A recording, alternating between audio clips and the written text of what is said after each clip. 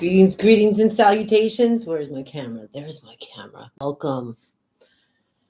There's no time like the present to paint, right? That's what we're doing today. We're going to paint.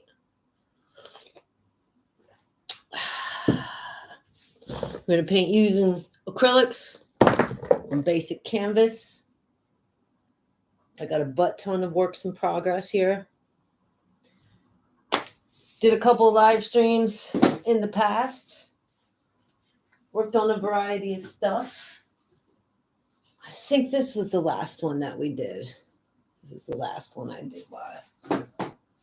And I think before that, I was working on like a lover's scenario. And bad news about that, I hated it. I worked on it like 100 times, kept trying to fix it, kept changing things. I hated it. So I went at it angry like with some white and I covered the damn thing up. But I got a new idea. Been doing some sketching. It's just like a woman up against a tree. Maybe like a nature type background there. So I sketched it out here. Right now I'm going to set up all my acrylics. My palette that I'll be using today is just a reused piece of cardboard. But I would like to give a shout out and a big thanks to one of my aunts who sent me a bunch of paintbrushes. Brand new, beautiful paintbrushes, unabused by me. They're just gorgeous. I'm in love with them. So I've been painting a lot lately. I've been getting a lot almost done. I'm notorious for never getting artwork done. As I already stated, these are all like works in progress. It's very rare that I consider something finished. This one is almost finished. I think she's quite cute. Just a little something. That one's almost finished. I need to come in with a little bit more brighter colors up here in the sunshine area.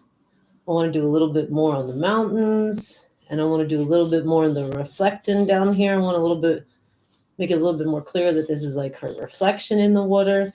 So that's on the to-do list and on the almost done list, which is rare with me. I'm rarely almost done. I'm rarely happy. This one, I think, is almost done too. And I'm so in love with it. But it's kind of hard to see. Let's see if I can hold it right. Honestly, I was just fooling around with some colors. And I started on a dark blue background around the eyes. And then I worked out from there. And then instead of going with the colors I was working with, I just kept randomly picking up basically what I was just kind of like, let's see what this does. And I started to fall in love with the mixture of the colors. So this is me experimenting. She's not done, but I would say she's about 90% done. I'm really kind of in love with her. Like, this might be one I hold on to and like hang up in my living room or something. Pretty, right? And if you've been to my live streams before, you might have seen my angry guy. I also woke up the other morning and I look at this painting wall first thing. Sometimes I get inspiration and sometimes I just get pissed off and I hate what I did and I need to start over. But best case scenario, I get inspired and I see, oh, I need to get up and paint this or that. So this guy, I changed him from anger to like absolute rage. I mean, he's just raging. He's so mad. And if you're a repeat viewer to my channel, you know I'm disabled after having a brain tumor. And one of my issues is I have vertigo. Like, I'm always dizzy, like I'm on a boat. And what happened was in filming, I think something, I fell back and I fell back onto this. And I damaged the canvas. So I decided to bring the damage into the artwork. I feel like, it makes sense.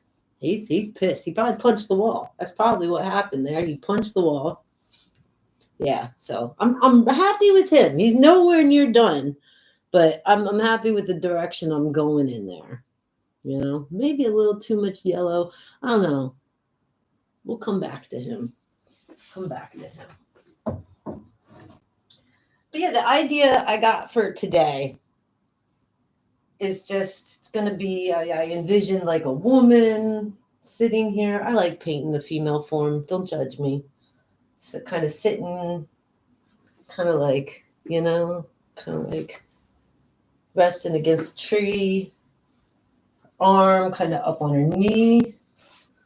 I gotta be careful, get those proportions right. Picturing the tree right here. And I'm guessing some sort of field I should perhaps attempt flowers or something like that in. Sky. So to get started, we're going to lay down just the basics, just so we can start to see where the stuff sits on the canvas, right? So I'm going to take my acrylics, and I am going to lay out on my canvas some blues. No, I'm going to lay out some blues. I'm going to make sure I got some greens in there, some like nature. I got a lot of nature colors. Yellow, sunshine. I miss the sunshine. I've been painting a lot with yellow lately, and I think it's because I miss the damn sun. Let me put a nice little, what's that, cobalt blue down there. What the difference in our, oh damn it, this one's not open. How about that? And I have no fingernails. God dang it. There we go. I found this little tiny pack of acrylics at a TK Maxx. So I've learned to, like, every once in a while I go into their little basement section and they'll have art supplies, and if I see some what looks like decent looking acrylics, I wait till they're on clearance. I seem to be the only person doing that right now at my local TK Maxx, because I've gotten a lot of stuff there like on clearance, fairly affordable. Let's put a little red on this palette. I think I just kind of want to start with like a light brown on that tree. Light brown. I'm going to give myself a little Payne's gray. I love Payne's gray. It's a black, like a hint of blue in it. And if you don't expect it, I've grabbed it on accident. It can really mess up what you're doing because of the blue shadow, but I like it. For example, if I'm painting metallics, I like to put a little Payne's gray into it. Yeah, let me just start with some broad strokes and just start on the background. Let's see if we can get this. I'm trying a different camera angle today. Could bring this lower. Maybe not too low, right? Unfortunately, I'm going to block it once in a while. I'll do my best not to. With the broad strokes, there shouldn't be a problem. When I get down to details, but I'll keep checking back. Let's see here. Let's just get some blue in the background. Get that sky started. So I know safe is like here. Safe is here. And I'm going to go like this. And these strokes, real sloppy like for the first ones, but it's the same strokes I'll do then to make the clouds, which will make things blend together nicely. And then I'll kind of like clean it up around where the shape of her body's going to be, right? Her body's going to be there. Bring a little more here. So somewhere in here is going to be her leg coming down and her hand on her knee. There's going to be a gap between her body and her arms. I'm just going to lay a little bit of blue in there right now until I get the real form. And work the acrylic into a nice blue sky like I have not seen in way too long. The skies here where I live in Germany are so damn depressing. most of the time. Makes you understand why a large percentage of this population is depressed. The blue skies. I think this lady is outside on just a nice, maybe spring or summer day. I'm thinking summer because I didn't plan on her wearing much clothes. I didn't plan on what she was wearing at all. We'll see when we get there.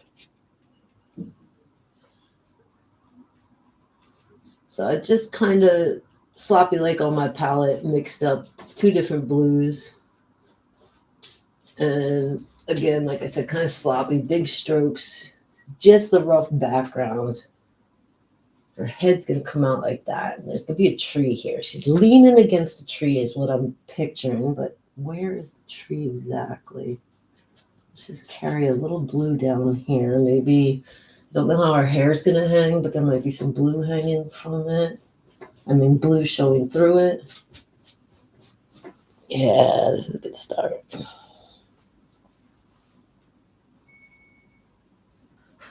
It might have been a little too much, but whatever. I can cover up whatever mistake. That's always the trick. To lay first coat kind of thin. You can't make any mistake. You can always come back and paint right over it if it's not laying too thick. So I think I'm just going to real quick take also this blue and come in a little bit to her face. I'm just marking. I think that's about her nose. I think that's about her mouth. Don't judge because we're just marking right now. We're going to do her face meets sky, but her shoulder is going to come up, I think. Her shoulder's going to come, yeah. And there might be some hair hanging there.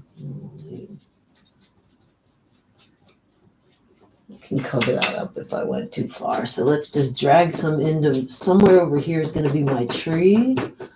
She's leaning against, but if she's leaning against the tree, it's going to have a shadow anyway, so I can use some of that blue to mark where her shadow might fall on the tree. So maybe I'll just go ahead and like outline her a little. You know, picturing her arm there. Woo! I see we got a visitor in the chat. Herzlich willkommen. Welcome. Feel free to chat in English or German, English oder Deutsch, beides geht. And I am just painting because it's good for the damn soul. That's what we're doing today. So it's a beginning for a sky. It shows me about, I went too low. I totally forgot about my horizon. I'm an idiot. That's all right. That's all right. That's all right. That's all right. That's all right. So I wanted my horizon not at halfway, a little bit higher. Yeah, like right there. Yeah. So I need to hit that. Maybe while that blue is still a little bit wet, I'm going to hit that with some green. And I'm just grabbing whatever green I got next to me. I got some old paints here. I want to use them so I can throw the damn tubes away. And there's only a little bit left in them. So rather than mixing up my own green, I'm just grabbing whatever the hell I got because it's going to end up covered anyway. We're setting up our background. When you paint, you work from the back to the front. You want to lay down your background. And slowly, you're close to the end of the painting when you're doing your highlights and all your fine details. Right now, we're just laying out where stuff is. Right, so my horizon line, because she's sitting in like a field,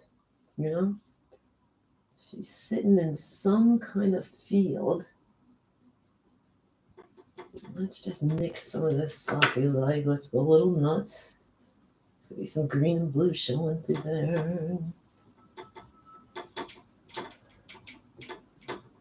don't know. Maybe I'll put the effort in and fill this field with flowers or some shit. But most likely I'll probably just do like a bunch of little points. So I'm playing a little bit with my texture, my brush strokes here, just to get like a little bit of texture. And those, all those various little lines and shit I'm putting in there. Somehow my brain will look at that and form out of them actual little bushes or plants, or maybe a small little hill. I don't know. We'll see what appears. And then I'm going to take the brush and I'm just going to push up here at the end.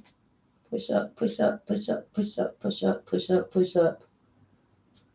Like a bra from the 90s. Push up, push up, push up, push up, push up.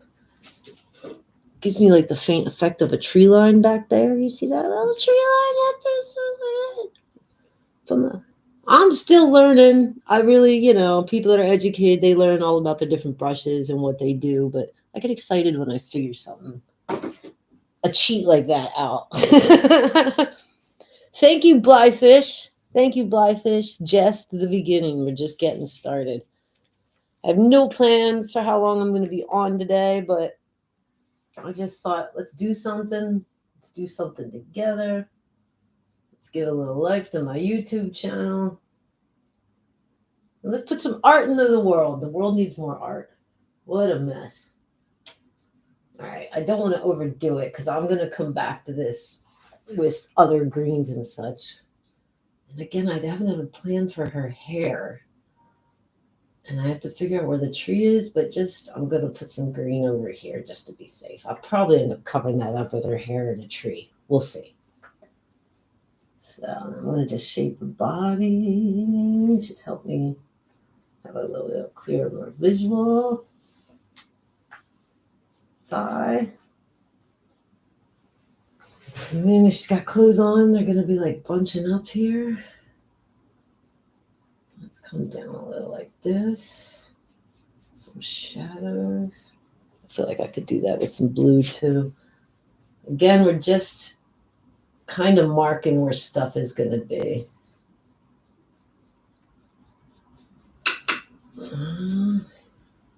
So yeah, I'm using the same colors of the background to kind of just outline her body. Again, I have no decision on what color her dress is going to be. I think she is wearing a dress though. Like I'm seeing like wrinkles. Yeah, I'm seeing it already. I have to figure out what her hair is going to do. But we got a basic background. We got a basic shape here. What we're doing. Blyfish1 says, I am just chilling. Got a tooth removed and waiting that I can feel my mouth again. Oh, no. That's the worst.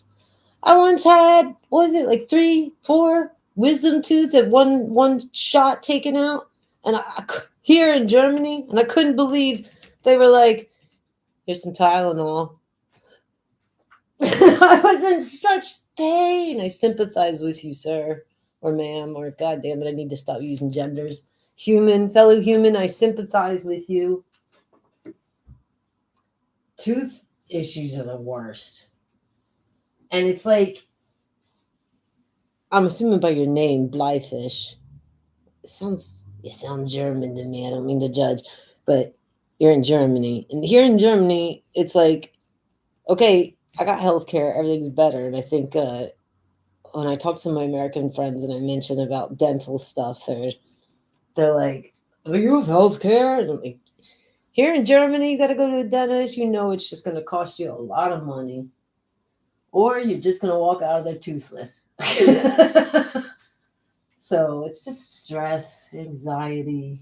God dang it. I hope you don't have too much pain. I hope you're not in it for too long, and I hope it didn't cost you too much. It's like the health insurance here covers just the basics, just what you need before you have complete rot in your mouth. It's just kind of cruel, honestly. It's just kind of cruel. Teeth issues can lead to bigger problems and can show bigger problems. You gonna get that tooth replaced? I got a tooth that needs to get replaced, Blystiff one, and I'm not liking what it looks like it costs. But you know what's interesting? I'm seeing lots of Germans go east for this stuff. He says, yeah, it says people from U.S. mostly say Blyfish because they have no idea how to say I. Blyfish. Am I saying it wrong? B-L-E-I. You pronounce the E-I. I. It's an egg. An I. Blyfish.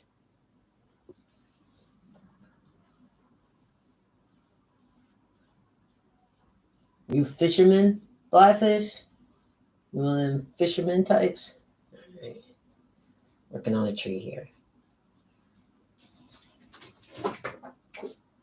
Just make it a little dark down here. Bang, bang. Come up kind of like this. I mean, if she's leaning against it, the tree would be also more here too, right? Let me make it a little dark here. I think the tree would also be like, I think if she's leaning against it, it's got to come like halfway to her back, right? You know what I want? I want like a red brown, like an orangey red brown. What's this called here? Sienna Gebrant, burnt sienna. Ugh, I had some red on my palette. I could have just grabbed from that and mixed it, but I'm gonna be lazy. I want it just for a little contrast, and then you start seeing the texture of the wood. Again, all this will be painted over eventually. But let's just bring some other colors into it. All right, because we want it darker where her shadow is going to be. Chink, chink, chink, chink, chink, chink, chink, chink, chink, chink, chink, chink. And then we want to get maybe some reddish color towards the front. Well, that was a little too much at the top. Happy little accident, as Bob Ross would have said. Happy little accident. Maybe that paint can just run down and give me some normal streaks. I like painting trees. I don't feel like I'm good at painting trees, but I like painting trees because I like how they have all these lines that like they don't quite go straight. They're kind of just like dragging a paintbrush on a canvas, and you can just go over them. I also like painting with browns. There's lots of different browns and trees. Okay, well, we got a good start for a tree here. Let's give a little spanking to the edges here so they got some color on them. Just kind of spankety spank some color in like that. A little smack down of the paintbrush on the canvas. And then I'm going to drag that up. Yeah. And then we'll come in like 100 more times. Doing that. Now I want to make some of that. Have some definition. Yeah, that's a good start on a tree. It's a good start for this person leaning against a tree, kind of a contemplative state. It's a good start. It's a good start. We can take some of those earthen colors and figure out where that eye is going to be. Maybe how that nose is going to set. Huh? That little mouth. There'll be some shadow here as her neck comes down. That arm will be the shadow of her head. We could do the same over here. Just kind of outline a little bit. You see, we're starting to get the form. We're starting to get a form. Then you can kind of see what I was talking about. I need to figure out what I'm doing with her hair. I don't know what I'm doing with her hair, but let's give some texture to one of the hard parts, which is the hands. Hands are a bitch, but I'm getting better at them. When I realize something is difficult, I try to do it more. So let's just put some shading. Again, I'm thinking she's wearing some kind of dress. Why the hell you would wear a dress and go sit in a field in the grass under a tree? I don't know. I don't know why she would do that. Maybe she's crazy. Maybe she just likes to get fancy when she goes out in the nature. Am I brave enough to do this?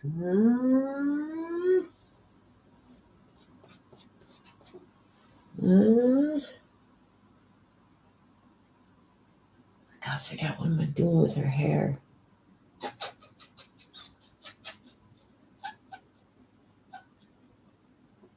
Chest is a little too high. Let's back up.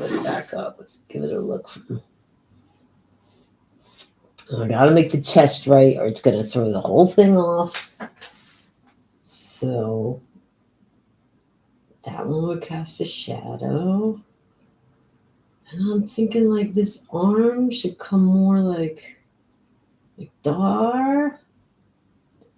And I'm thinking that this would naturally just like kind of whoop.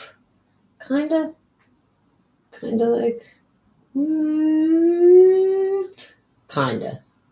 You can turn that into shadow. We don't have to be 100% committed to that.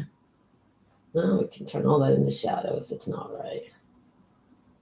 And then that makes her arm, right? It's going to be a little curvy. Maybe the elbow's about there. I think I went too high with that. That's got to be lower. So I need like a lighter. No, I'll come back to that later. I'm getting ADHD. Cleavage marking.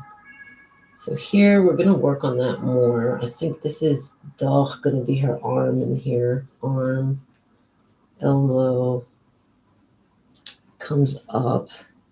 That hand is awkward. Here's what we're going to do. The curve of it is there, right? So bring this back. Let's mark this out a little clearer. So if I'm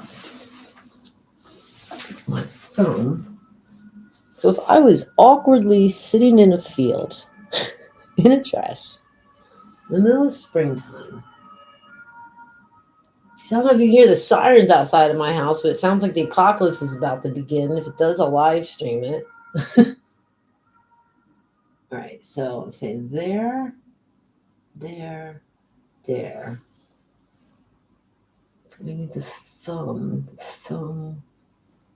Why are thumbs so awkward? Kind of like that. I think I'm getting it. Kind of like that.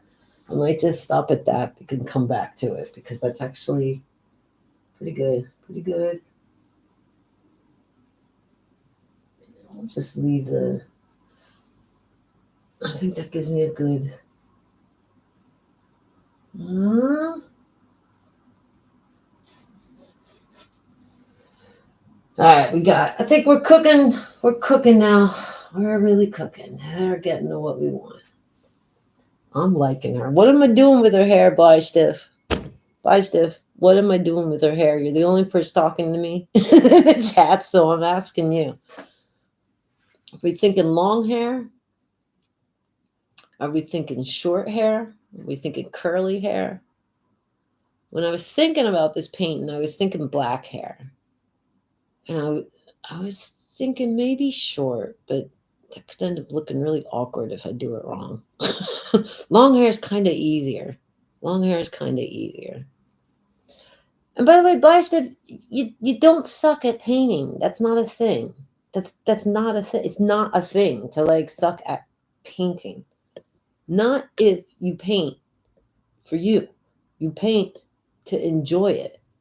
Who cares what other people say? If you are not pleased with the outcome of what you created, all you got to do is practice. It's a lot of practice. Like every single thing I keep hitting where I go, I'm not good at that. Hands are a perfect example. I wasn't happy with hair for a while. I started watching other artists' tutorials online, and I just over and over paint it. You know, a lot of these canvases I just paint over and over. I don't have the money to go buy tons of new canvas, but sometimes the paintings aren't any other purpose for me than to practice.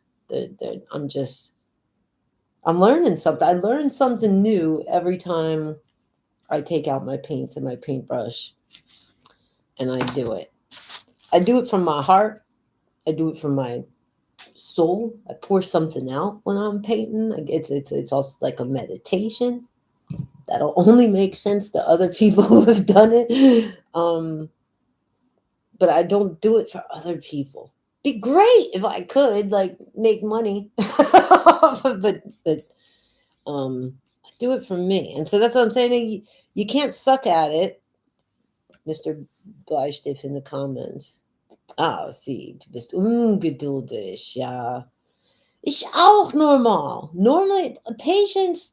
So Bleistift in the comments, it says he's impatient, is what he is. He's impatient, and that is definitely a number one problem I have in life. I really need to learn patience. I don't have much patience. But for some reason, for me, like the sitting here and painting for hours is just something I can do, and it does me good. If it doesn't do it for you, I understand. But if, to come back to what you said, I wish I could paint. I suck at it. I'm telling you. Practice. You need to practice. You need to fuck around. You need to find out. You need to not care. You need to really not care if other people think it's weird or ugly or not right or should have been done a different way. I think long hair would look better with a dress. I think so too, right? And since her head is kind of turned, I'm picturing it kind of hanging down. Yeah, yeah. So what we got to do about that is I kind of want it to be a dark color. I kind of got a picture in my head for like what she's gonna look like.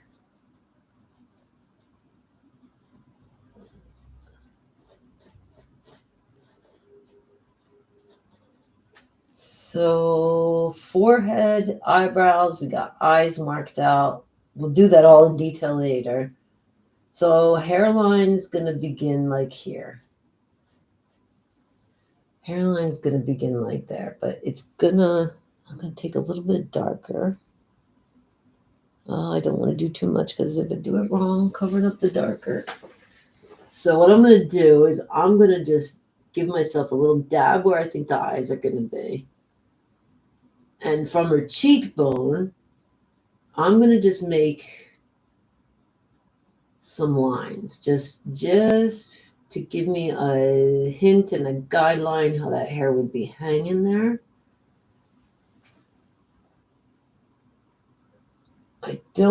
I think it's going to be behind her shoulder, so that makes my job easier. So it'd be hanging down. A little trick I saw from an artist online with the hair is and it was exactly they mentioned exactly the mistake I was doing is don't go at hair and do a line. Don't start that way. Eventually, when you're coming in to do the details, you want to start pulling out strands and stuff. But this is a great tip that really helped me and guided me in the painting process, where they said take, whatever your darker color is, and that depends on the hair color you're doing, and just do, for example, roots. Ding, ding, ding, just roots, or just do like the ends here. So I'm just doing a few lines just there. The rest will fall into place. Like you'll start guiding with the lighter colors, and you'll actually naturally start getting your strands, and it's easier to get more realistic looking ones. See here, I'm just gonna a little bit marking.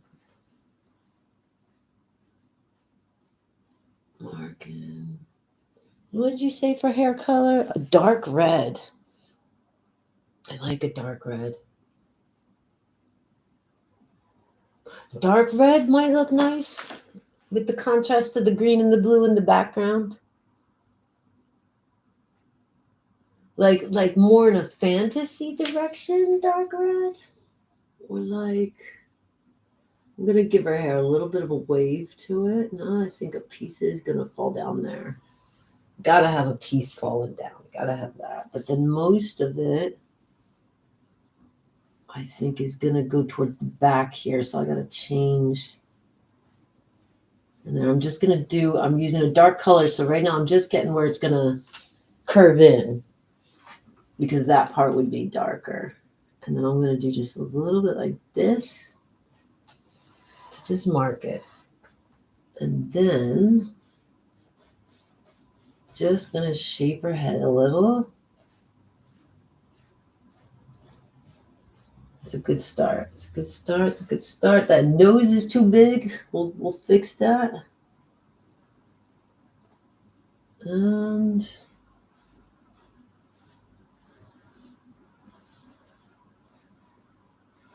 yeah, the hair's gonna go towards the back. That nose is way too big right now. Lady got a schnoz on her. I'll take this dark and I'm just gonna do some more lines where the fingers will be. And they're just starting to form on their own there. A little bit line to the, what is that called? What is this part of your arm called? The inside of your elbow. Elbow armpit? Elbow pit? Just kind of mark that a little clearer. Let that guide me up here, a little dark. All right, we got a good guy. I think the boobs are too big. I do that often. We'll fix that. Huh?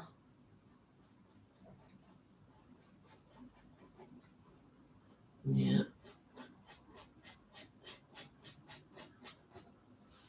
The good thing is if the shoulders are too chunky, I can cover that with hair. And we can have some hair hanging down here. Which means it would also hang down here, right? So let's just mark a piece. The back of the head doesn't look right, so we gotta kinda, let's work some blue around that. Ellenboige is the Innenseite. Really? So this is my Elgenbogen auf Deutsch. Elgenbogen. And this is the Ellenbogen? No, don't tell me I've lived here for more than 20 years and I don't know this. Or are you making fun of me? It's the Ellenbogen. Ellenboige. Oh, Ellenboige is the Innenseite. Ellenbogen, the Außenseite. Ellenbogen. Ellenboige. Fuck, I don't even know what the hell that's called in English. How funny is that? I wonder if I caught Ellenboige is the Innenseite. I am going over to Google Übersetzer. Ellen. I'm already forgetting how to spell it. Is it like Beetlejuice? Yeah. B-E-U-G-E. B-E-U-G-E. Auf Deutsch to English. Elbow bend. What? Listen.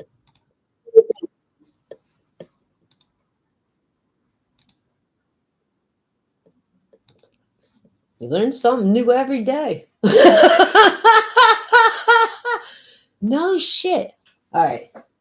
Can't get too distracted. So, Blyfish is suggesting like a dark red hair. I like that. I do like that. So what I will do, it's going to get covered up, is I'm going to take a little dash of red. I'm going to take a little dash of red. I'm using a little pointy brush. Put a little water on there. And a little bit of this like this red brown I got. I'm going to take some of that and we're just going to mark the back of her head back here. Her face looks weird to me right now and the boobs look too big, but we'll get there. I think I need to pull. Yeah, I'm going to make it a little wavy. She's not curly. Her hair is kind of like it naturally dried. Maybe she bathed in the pond and her hair naturally dried. So it's a little wavy. Let's bring a little more down here.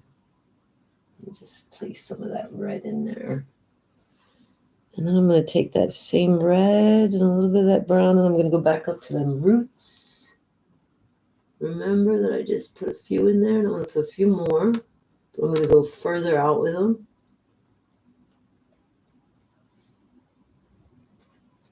And I should start to have a shape of her head there. Yeah. I'm going to take some of that same red, and I'm going to mark her little lips.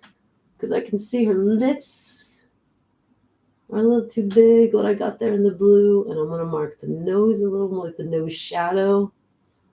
That is not a mustache. All the Germans in the comments pipe down. It's a nose shadow.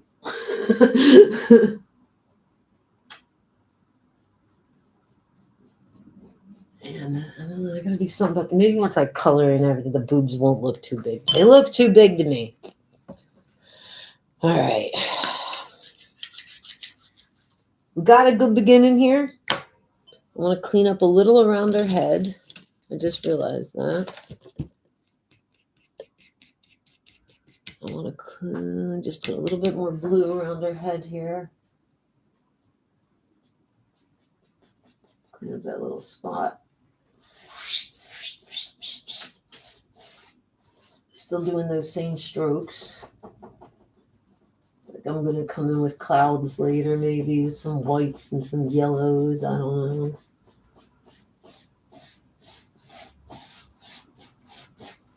Right.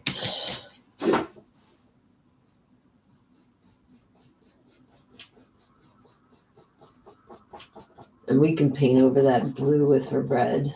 So some of that would show through the strands of hair.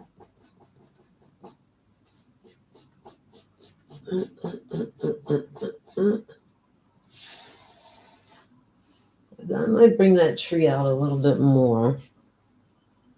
Taking some water, diluting some blues.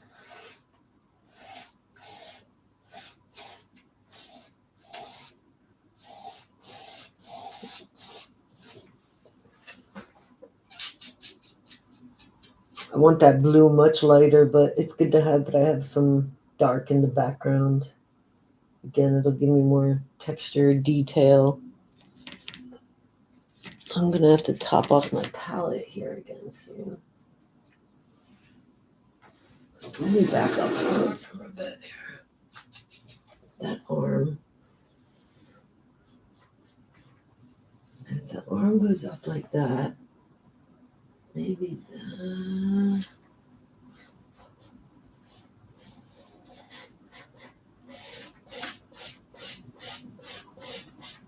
I feel like that's going to be brown. I feel like that's going to be part of the tree there.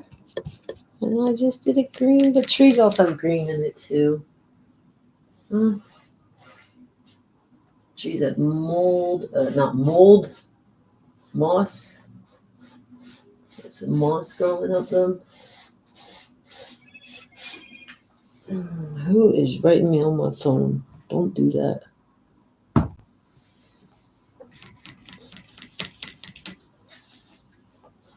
Yeah, let's just put a little bit more green in there. This is good. That's where her back meets the tree. Is not so clear right now. That's on purpose until I can really figure out what I'm doing here with the form of her body. I feel like I don't get the boobies right. You gotta get the boobies right. It's just disrespectful.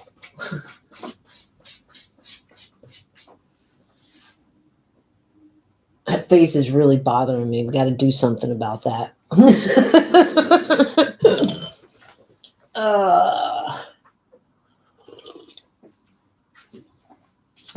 Quick break from my eyes. Yesterday I sat here, like, I'm telling you, more than 6 hours painting. More than 6 hours just painting.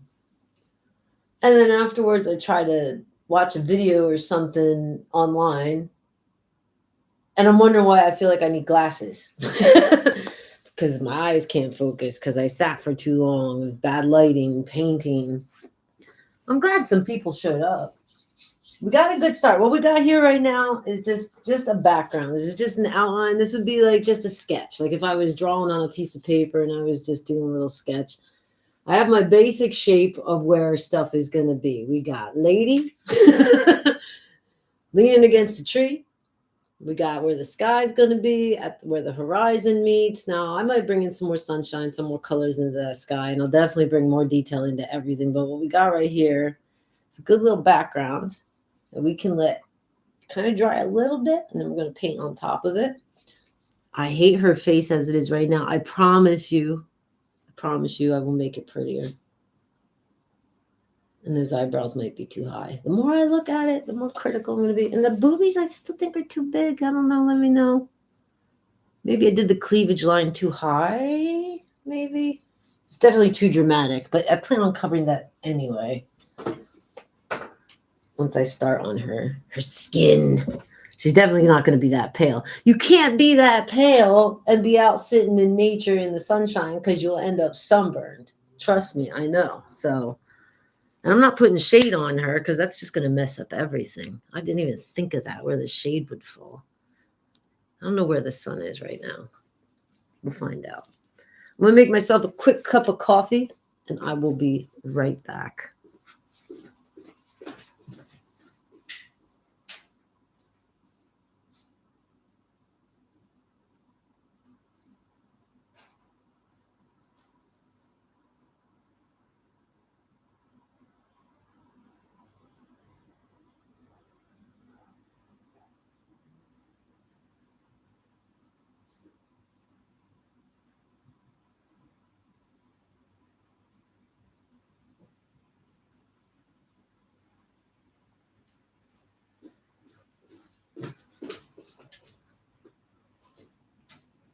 I got the kettle cooking my water. Let's put this a little closer here. So that's what we're working on, peoples. This is what we're working on. I made it thin enough. It's drying. I think I made that a little too high there. For some reason, her head looks small to me, but I think that'll be fixed once I get the hair really on there. So in the chat, Blyfish suggested like a darker red hair color. Bistec, hello, kitty cat. Okay, let me get my coffee made, and then we're going to get started on some more detail. My cat says hello.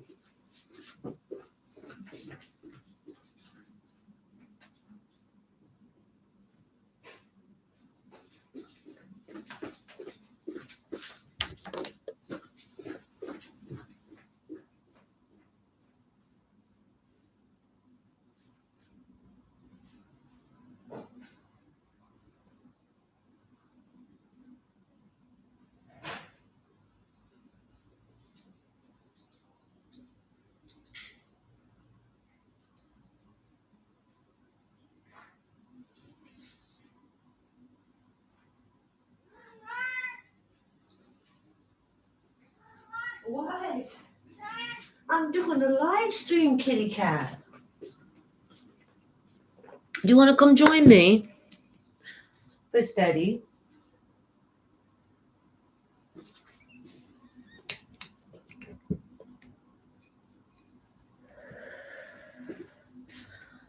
All right. Coffee break over. I'm addicted to powder cappuccino. When I first envisioned doing these, I kind of wanted to set it up like Bob Ross, but I feel like this far away, you can't really see it that good. Like, I want to have it closer. And I can't stand the whole time. But I used to love watching Bob Ross. Okay, kitty, I have to paint. You want to come say hello? Say hello to the people. This is Monsieur Bastet. And he's the goodest of good boys. Yeah. And he likes to talk. So you might hear him in the background. Sometimes he will sing us the song of his people. It's a beautiful song. It's kind of annoying, kind of loud, but it's a beautiful song. All right. So I like the suggestion of the reddish hair. So if she's gonna have like reddish, what if you say dark? You suggested dark red. So dark red, you have buy it from a box, dark red. Like women out there walking around with like what's it called, burgundy? I think or mahogany. That's not really natural. But like a like a brown red. See if I can go for something like along the red lines. I like this suggestion. And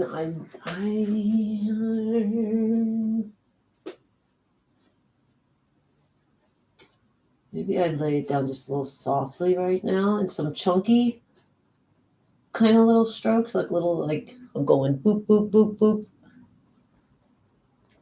And when I'm just giving some like depth because I feel like that's a little dark.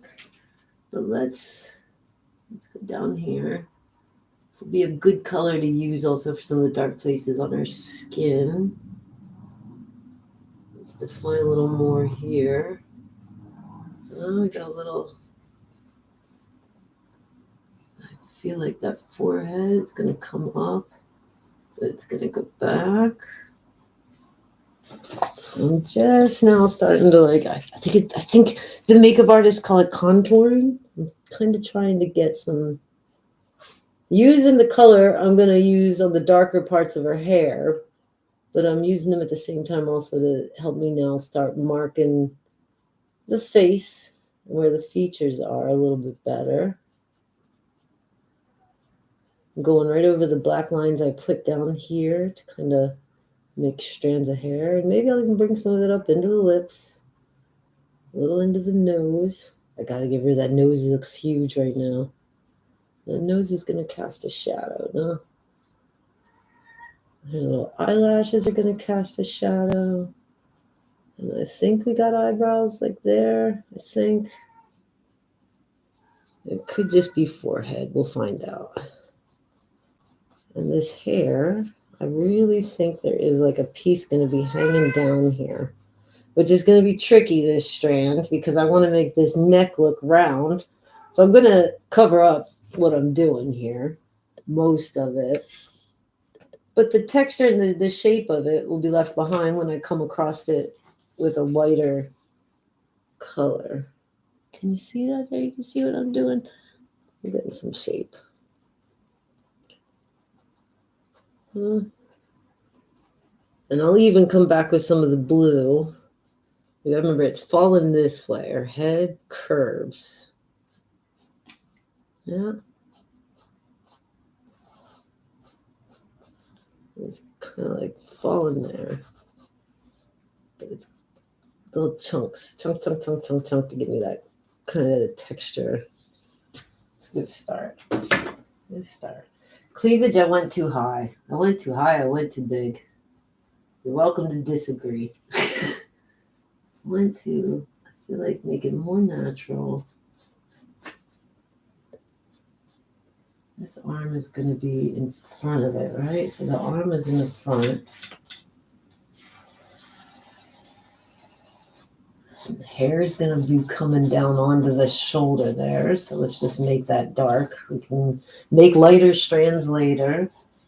Maybe bring some of that like that.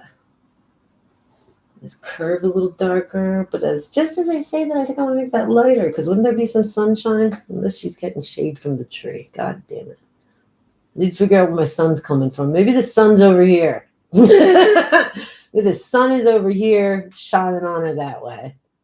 I kind of like that idea. That's what we're going with. That's our story right now. We might stick with it. We might not. That same reds we can bring into the tree. Just scrape off like what's left on the paintbrush. Because they'll work good as shadow. Her shadow, don't forget she's casting a shadow back here on this tree.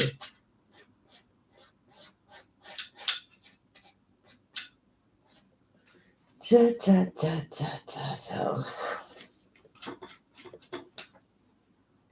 I think I need like some yellows, some oranges, a little bit more of that.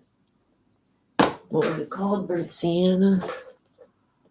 Sienna gebrannt. Burnt sienna. That brown. It's like a brownish red. It's a pretty one. I still have some dark brown. I'm cautious now because like where I want to put the lighter colors, I hate her nose. Her nose is bothering me right now. It's like just a schnoz hanging there on her face. And it doesn't even look right. It just doesn't fit. And for me to fix that, this blue line is running over into what essentially would be like where a light point would hit, like the outside here. See how the light hits me right here? And you can see the curve because that's where it's the lightest because the light's hitting it. So I need to figure out for her skin tone, it's going to be a light color. And I think I'll just go with like an orangish tone. I think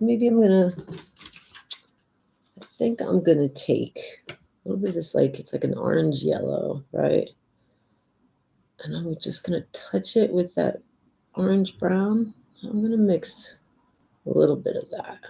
I'm going to put a little dot of water on it. Mix it.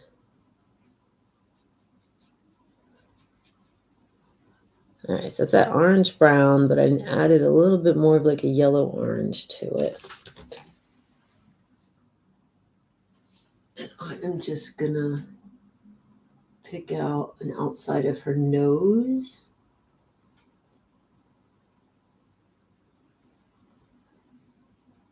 All right. And how that cheek is gonna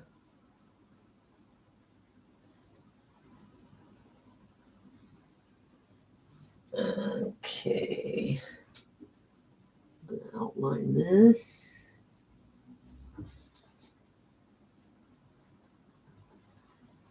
All right.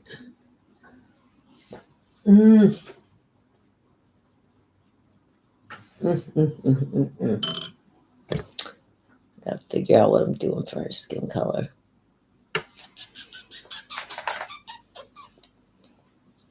I feel like I'm afraid I'm going to start too light. So what I'm taking, yellow ochre. I'm going to take this yellow ochre. I'm just going to trust the process. Do I know what I'm doing? Not really. I don't really know what I'm doing. But sometimes it works out and I make something pretty. Sometimes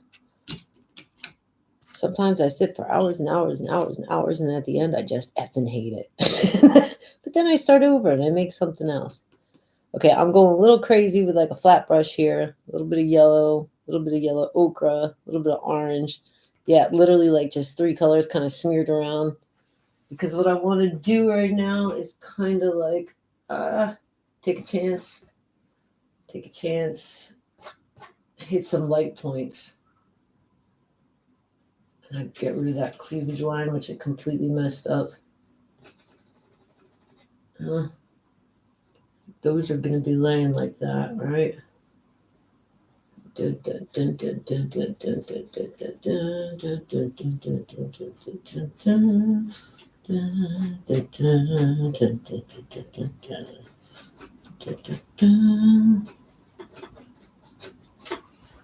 Right. Trust the process. Trust the process. We decided she's wearing like a little dress, right? Like a little spring dress. I should probably outline that because it's probably got straps. We want to mark those straps. And to do that, I want a little brush I got that has a little curved, kind of like a slanted head. I like that thing. And I'm going to just take that orange brown, although I haven't decided what color the dress is going to be. Where the dress meets the skin is what I'm going to kind of try to draw up right now, right? So if it's going to go like this, right? Now I got to be brave and make the straps. So it's going to go up and over the shoulder, kind of, maybe. Cover that with some hair. This one, I know it's not going to be right, and I'm going to paint over it, but let's just attempt it. That. Yeah, doll, that's pretty good. Pretty good. All right. Now the boobs don't look so bad. Now they're starting to look a little bit more. I'll bring them down more. So mark that real clear.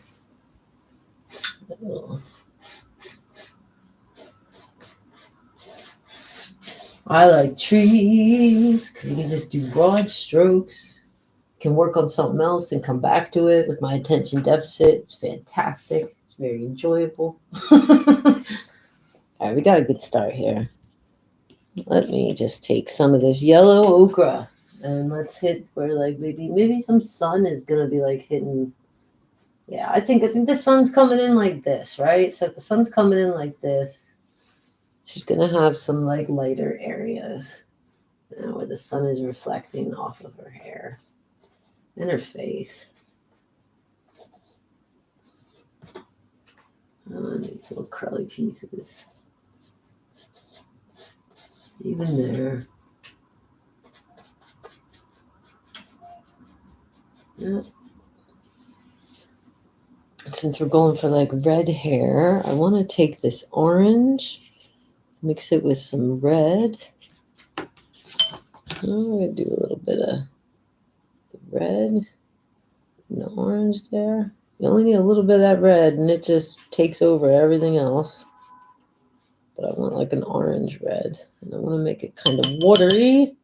And we're going to work it into her hair. Her hair looks kind of wet and damp right now. We need to give it some body.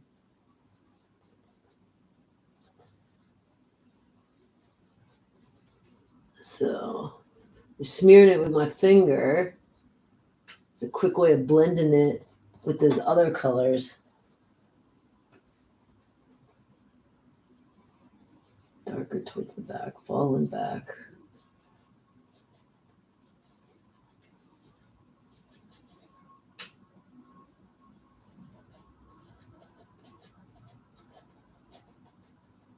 So the hair would be under here as well.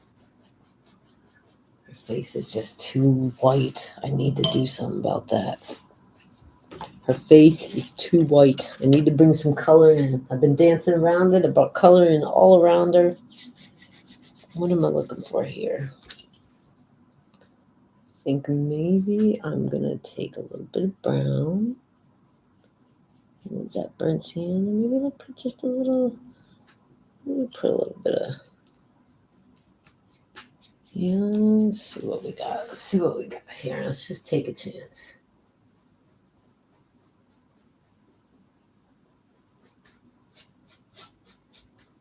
It's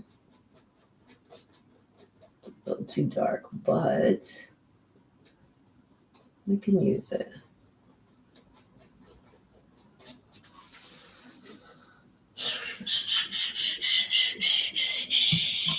So I guess she's a Caucasian lady.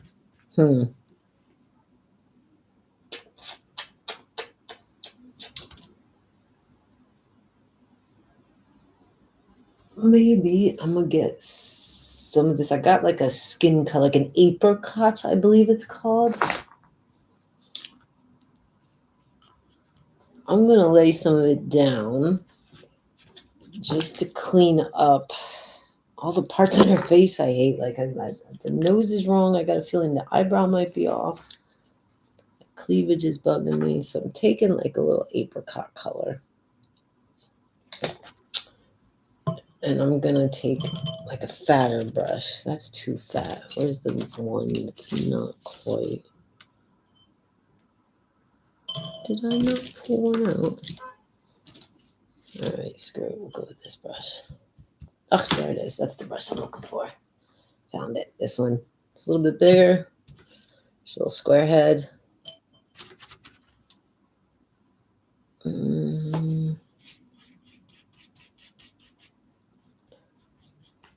I'm putting first just a little bit of red and orange. Oh, I need to clean that brush a little better. That's all right. We'll just work with it. Bob Ross said, happy little mistakes. All right, but we can start working with this, you know? We're starting to get some shape. We'll get some shape. We're getting rid of the things I didn't like. Now our nose isn't bothering me as much now. I like our nose better now.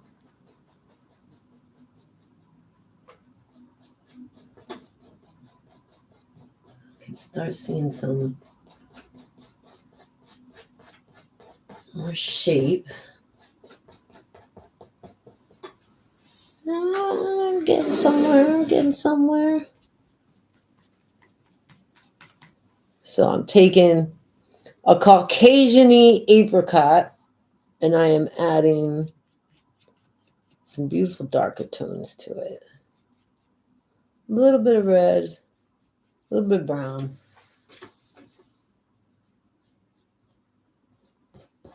And I'm going to use that to like shape more from the outside. The red brown is perfect up against the tree because I can also like work that into, again, her shadow back here on the tree. This dress though, I feel like, let's come in like that. Even though I got a feeling that dress might be white. White is kind of boring though. I will take any suggestions for what color her dress should be. And let's see what happens if we just smear some of these little curls I put in here.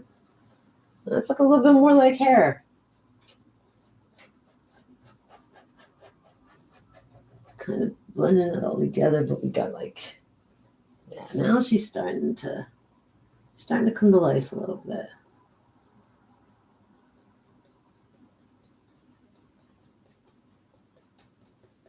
Roots.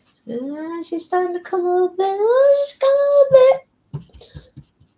So I need more of that Caucasian-y apricot. Just a little hint of pink in it. And this is going to be, here's more at the forefront. So let's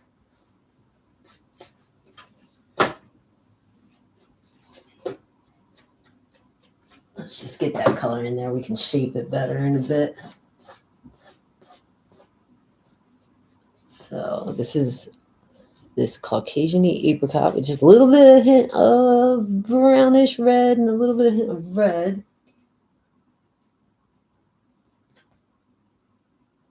Give us some deeper tones, which again I can just make more perfect later. You know, right now we're just trying to get a shape going.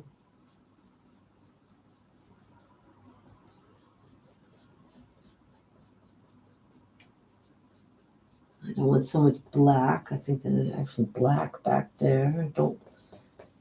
That's too dark, you know. Dark brown would be more realistic. We're getting somewhere. Let me grab a little bit of the lighter, a little bit of the brown, a little bit of red, a little bit of that apricot.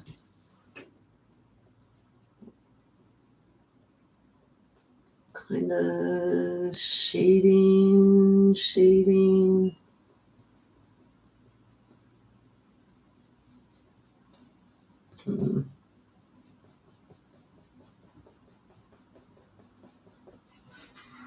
That shoulder is massive. I gotta fill that in with hair. Okay, I'm a little darker than I want to be. Let's get a little lighter here.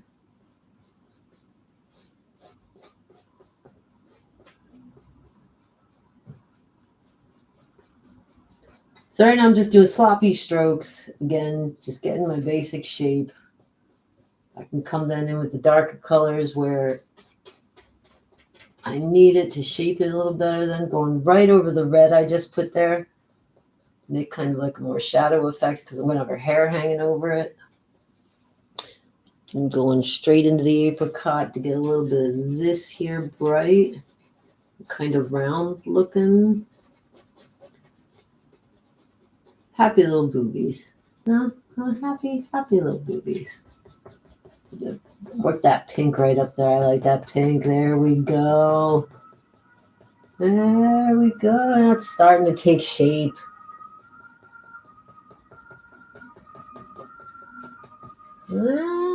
we got a little something cooking here. We sure do. Mike Smith says, crook of the elbow, however, as noted by Vivian Stanshaw, there is no proper name for the back of the knee. There's no proper name for the back of the knee? Crook of the elbow. But Mike, my question is, have you ever said that? Like, I've just said this part right here. You know, I've said my elbow. I've made reference, especially when I bang it against something, for example, but I had no idea what the inside is called. There is no proper name for the back of the knee? That can't be true. That can't be true. In this day and age, nobody has discovered the back of the knee and laid claim to it by throwing their name upon it. So are you telling me like I could like document this somewhere and have it called the Armstrong? Because that would be pretty cool. Wait a second. What if I just ask Google, what is the back of the knee called? Google says it's the popliteal fossa. It's the diamond-shaped space behind the knee joint. It is formed between the muscles of the posterior compartments of the thigh and leg. The anatomical landmark is the major route by which structures pass between thigh and leg. Popliteal fossa. Popliteal fossa. We are learning a lot today. We are learning so much. I thought I'm going to just go in there, I'm going to paint. I can't teach anybody anything. I'm not a teacher. But look, with the help of the chat, we are learning stuff. It's fantastic. This is how the universe is supposed to work. We're supposed to all help each other. I'm glad you could join me today. So, Blyfish in the chat voted for like a red hair. Mike Smith or anybody else, you want to make a vote? For example, I'm not settled on the color of the dress. Or anything you want me to add to it? Any suggestions you got? We're at the beginning stages here, so everything is adjustable. Now I'm just going in with some straight up orange and I'm highlighting some of the hair. So I've got like the background basic shape. Now I'm just adding a little bit of lighter colors here and there. You know, just like if it was kind of wavy, like here and there, the sun would bounce off of some of those curls and strands. Same with her eyebrows. Let's bring some of that orange into her eyebrow area. It may or may not end up being hair. Could just be the light reflecting off her skin. But for right now, it's helping guide me.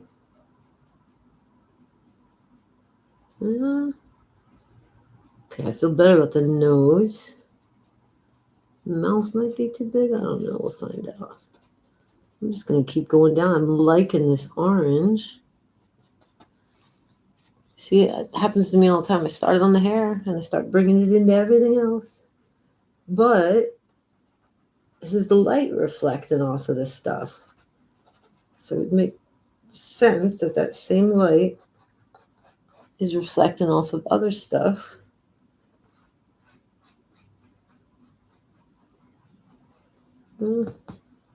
Loosey-goosey. Oh, yeah, I like her. I like her now a lot better. His eyes. I gotta do something with his eyes. Let's just take a lighter color and see if I can hit the eyelids, you know? And make it a little clearer to see. This one should be darker. God dang it, I went a little too much. Dang it. I'm not allowed to get mad. Bob Ross used to say, happy little accents. Happy little accents. Not allowed to get mad. I'm just going to go for a nice big, bold, clearly marking her neck. No? Bring down this chest. Let's blend that in. Clean this up over here. It's a little too red. I'm just working with a little bit of orange now. And because I did way too much of that up there, I got to carry it through the rest of the painting. For example, down her arm here. Now I feel like her shoulder up here is going to be dark because there's going to be hair on it. And I also feel like I made it too big. And I feel like we're going to come up like this. That shoulder's going to come down like this. So that background's got to get cleaned up. Maybe I'll bring her hair down a little bit more here. Come back in with the green.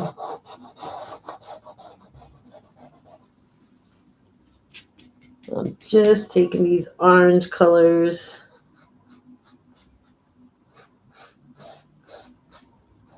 See, I'm not like trying to do fingers anymore. When I would try to do fingers, they would come out horrible. And I found when I just keep going in with the right strokes in the right location, eventually you can make it look like fingers. It was the same with the hair. Like, rather than trying to make the hair, make the shading underneath it or make just the roots. And it starts to grow together like magic. It's wizardry. Wizardry, I tell you. Like the crook of the elbow. The Ellenbogen. The Elbegenbogen. What were those words? I need to scroll up in the chat. I lost it already. Did I guys get rid of the chat? No. Ellenbogen. German. All right. We got a good start. I think we got a clear view. What are we doing about this dress? It really would have been dumb of this lady to go out and sit in a field in a white dress. But I feel like that's what I'm going to. And if I do that, I mean, I can use all of these colors all around it. They would be kind of reflecting off of it. So I can bring them into the little wrinkles and the details and such. I'm not sold on it. Maybe I want to go with like some kind of like an earthen tone dress, like a cotton or something. But then that might be too close to what I got her skin tone. Honestly, I envisioned darker skin tone and darker hair, but then we got the suggestion of the red hair, so I'm going with it. I'm just going with it. I think what I want is I could go completely wrong with this, but I'm taking a little like kind of a puffy headed brush here. I would describe it. And I kind of want to take a little bit of my apricot color. First, I want to pick my cat hair off of the brush. Damn it.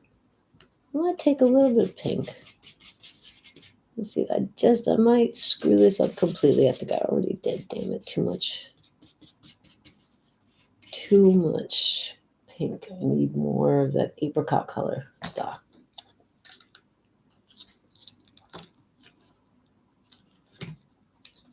Just want to try something with like a very faint pink. Like almost back to that apricot, but with a hint of pink in it. Let me see here.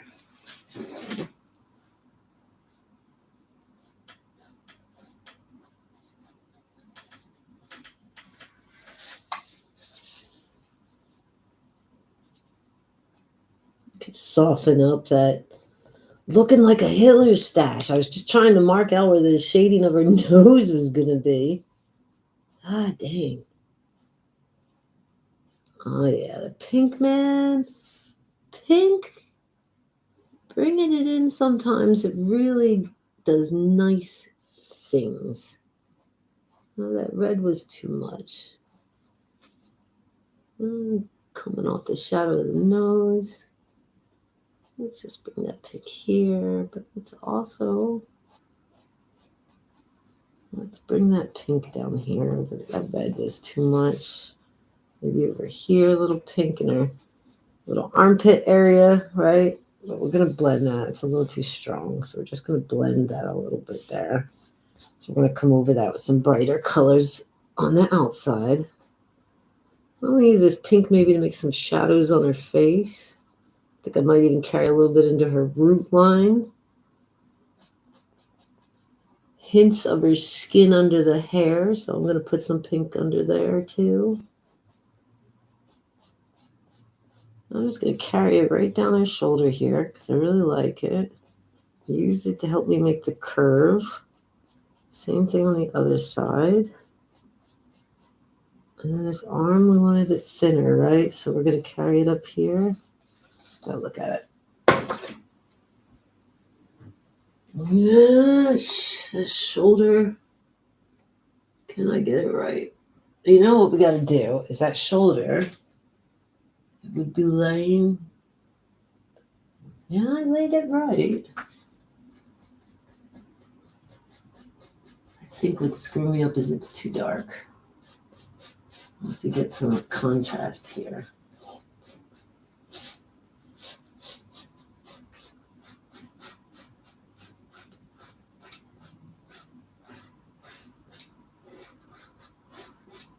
I need to decide the color that dress is because where I'm touching it with her skin, I feel like the dress would go down there. I wanted to find, I think the boobs look a little more realistic. They're a little too pushed up. They look a little better than what I had. So, I am happy with the shape of her. I need those eyelids brought out a little more.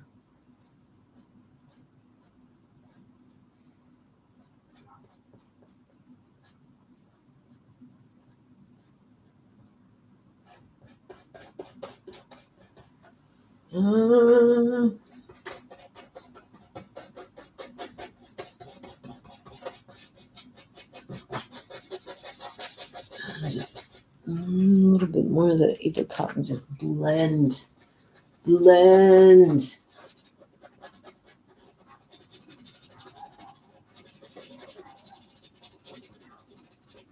It's still too red over here. Need a little more of that apricot. I have an issue with cat hair today. So muscle, she's got a bicep, and that bicep would be lighter. Shoulder coming out like this. And now, see now, that spot is too wet. I have to let it dry or I'm just smearing everything.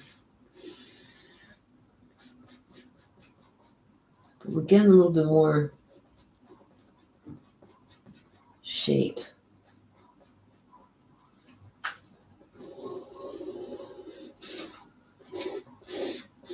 So, do brave brush strokes. It's something I keep trying to tell myself. Sometimes I'm too cautious. And then what you end up is a lot of scratchy. Hi, Jesse. Jesse wrote in my chat. Thank you for joining us today. We painting, girl. I hope you're good. I am just painting some woman out in the field, leaning against a tree, contemplating why the world is shit. I don't know if that's what she's thinking. I shouldn't speak for her. I'm looking for suggestions on what I'm doing with her dress. I haven't landed on a color. White is not the intended color. That is just the unpainted part. So, if anybody out there has any suggestions, just write it on in the chat. Okay.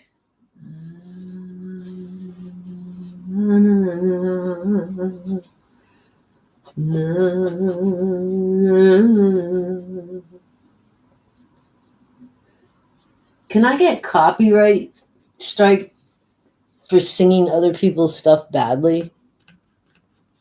Probably. I guess I could make up my own music. So painting on the chest. I have to remember that everything I stick too long in one area and then other areas look wacky. I have to remember to carry those colors over into other parts for if you paint like her body. I do this often. I'll concentrate on one area, and then at the end, like, oh shit, there's too much pink, yellow, orange, but there's none of that over here or here. So I have to remember. That's what I'm doing when you see me jump around. A lot of time I'm just trying to carry it in that color is elsewhere and not just in one area. Her lips are too big. I'm calling it. You know, I don't think she's one of this. This is a nature chick. She's sitting out in a field in nature. I don't think she's one of those chicks that goes and gets those junk injected into their lips or whatever. I actually like the white, but maybe choose a color to tint it with. That's what I was thinking, Jesse. I was thinking like if it could be white or it could be like cotton color, this dress. And then if I go that route, all of these places I went over laying down my background of the field and the tree and everything, I could just join those colors into the folds of the fabric. So it's probably the route I'm gonna go. I totally forgot what I was just going to do, what color I was just putting on my brush and why. Ah, damn it. Right. I was talking about her lips. Her lips right now are like kind of like. So we gotta do something about that. We gotta do something about that. So she's looking down. Is the problem that lip is too big or that we can't see the bottom lip enough? Let me put a bottom lip and let me carry out her chin a little bit more. And let me use that same color for cheekbone. Look at in there. Do that on the other side. Not too much, because again, it's shaded back here. Okay, but it's looking a little cleaner now. It's looking a little bit more like a face. And I'm actually covering some of that pink. I'm not making it disappear though. I'm just covering it that there's like a hint of it in the undertones. Yeah, I like her a little better now. I think I need a little more pink. See, this is the problem. I find a little spot I like and I spend way too much time there. Yes, there we go. And this bottom lip. Yeah, I think the problem with the lips wasn't the lips. I think the problem was I didn't have the chin out enough, nor defined enough. But you see, if we take it like this, let me get a brush with a point on it. And I'm going to take a light color and just kind of bring out the upper lip. This little curvy part of the nose. What's this called, chat? What's the bulbous point on the side? It's your nostril. I'm an idiot. It's a nostril. It probably has some scientific word. But yeah, I want to pull that out a little bit because we don't really see that right now. Maybe like right here, some light would be hitting. So we're gonna hit that with a little light of Rooney, and then we're gonna take this and just kind of line those eyebrows. Natural eyebrows. That's right. She ain't no Botox chick. This chick's all natural. This chick is like, I'm putting on a dress. I'm gonna go sit in the field. And if y'all need me, I'll be over there under the damn tree, enjoying nature, not bombing the world. So she's one of the good guys, this chick.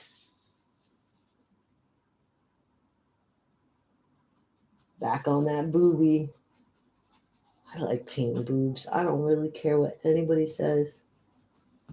And I love watching it appear in front of my eyes. I love watching like the picture just appear in front of my eyes.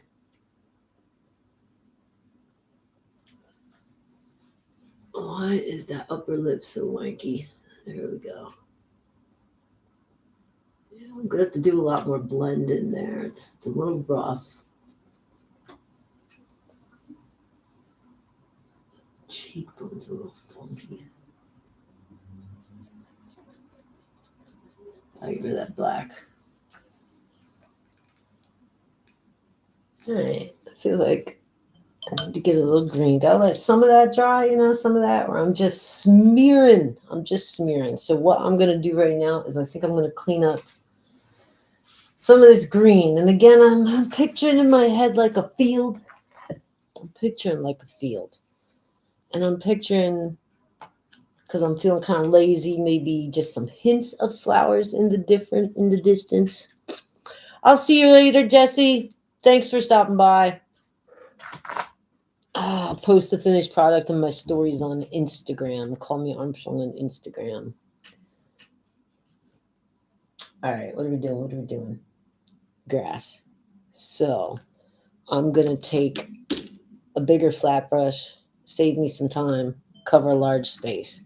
Got me a dark green, and I'm going to take a little bit more yellow. I'm going to lay it on my palette next to that dark green because I'm going to dip into that yellow then as I come closer, you know. So as we go back towards like the skyline, I got that dark green kind of thick on my brush. Probably I'm going to regret it too much. But I can carry that up into the sky. It makes the hint of trees in the distance then again. Da, da, da, da, da. Boop, boop, boop, boop, boop, boop, boop, boop, boop, boop. I'll leave it for right now. Dip that paintbrush with that green on it in a little bit of water, just a little bit of water. And I'm going to take the corner and I'm going to dip it in a little bit of yellow. Just a little bit of yellow. We got a little bit of yellow. We got a little bit of green. A little bit of water on the paintbrush. We're going to take that. We're going to try to make some magic, right? But first we're going to do ADHD style, kind of all over the place. But more towards the front because I got some yellow in it. But again, making sure, you know, everything kind of stays consistent. That my parts of the field up here, you know, it looks like the same damn field. I'm dipping into my yellow. And I'm dipping it in here. And we decided the sun's shining at her like this, right? So at the end, I'll make sure I make some blades of grass, like a little bit more visible in yellow. Maybe up here we can see some blades of grass. You can just stab with the paintbrush. So I think I want some blue again. I want some blue. Got a light blue there. That's not what I wanted, but we'll work with it.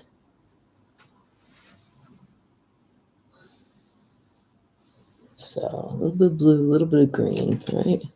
We're just experimenting now. A little bit of blue, a little bit of green. Now where do I take it?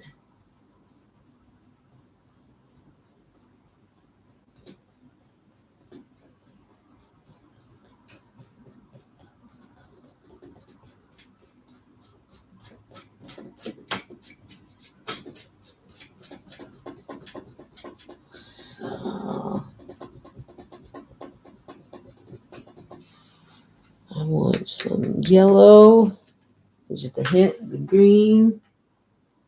And now where I screwed up the arm before, I'm covering that up with some like blades of grass.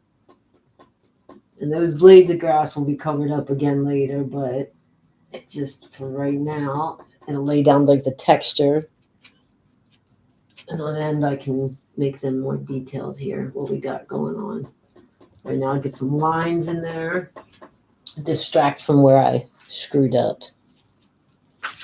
And it'll eventually be painted over. Oh, that was a little too dark. And I think, though, I'm just going to carefully. I'm following her arm and then I'm dragging that paint down. Following her arm and I'm dragging it down. Following the boob and I'm dragging it down. And then I'm following around a rib cage and I'm pushing it up because the blades of the grass, you know what I'm saying? The blades of the grass. The blades of the grass grow up towards the sun. I don't know if I have enough yellow on here to do it. It might be too wet, but I want to just, with some yellow, I'm just going to throw a few in here. We're just spotting some yellow spots. That's all we're doing is we're taking the big flat brush, putting the yellow on it, and we're just going to do some spots.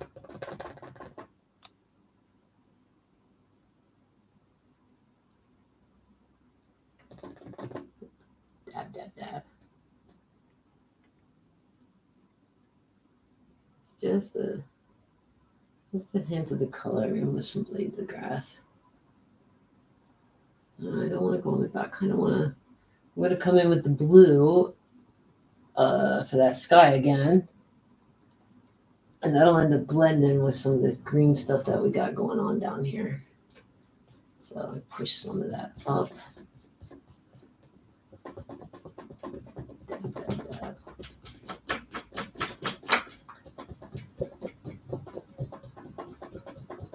So I'm not worried about going over. Right now, my goal is just covering up where my screw-ups were. Like I made the arm too thick, and now that's got to become a grassy area.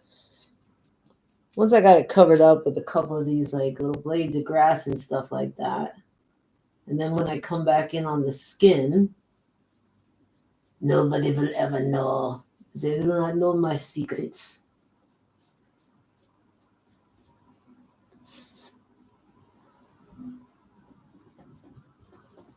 That's what I'm saying. You can't be bad at painting. There's just, if you're not bad at painting, you gave up too early. That's the thing. I guess if you have no patience, that could be something that could stand in the damn way. But if you can find the enjoyment of the shit just appearing in front of you on the canvas, then maybe that'll help your patience. Because again, I say I am somebody that has very little patience. I have very little patience, but somehow this is like one of very few activities I can sit and do for hours and lose myself in it, and I feel good about it. I'm doing what's kind of like a glazing technique. I've got a very watered down yellow on my paintbrush, and I'm using it just to go over the green in the front here, blending it together, but also leaving some of the strands of grass for getting a good field started. So that's all wet. We're going to come back in with some blue. I think I got the wrong blue here on my palette. I just grabbed one. I think it's a little too light, but we're going to use it. Patty the Fly is back. Hello, Armstrong. Welcome. He said hi, Armstrong. Hello, Patty. You're not late. You're totally on time, Patty. You're totally on time. We are painting a woman, I believe, who's just chilling in nature. She took a spot in a field under a tree, which is why I keep telling the audience, Patty, that a white dress doesn't make sense. Because who the hell does that? Who would put on a white dress and go sit out in the field? But nonetheless, it's white because I haven't started painting it yet. And I feel like that makes our brain, like the more longer I leave it like that, the more our brains are going to get used to it. And you're going to keep thinking that's just how it's got to stay. But I'm still undecided. See, I'm dragging some of this blue into the background here because that field goes back. That field goes really far. It goes all the way to the next county. And in that next county, well, they're kind of weirdos.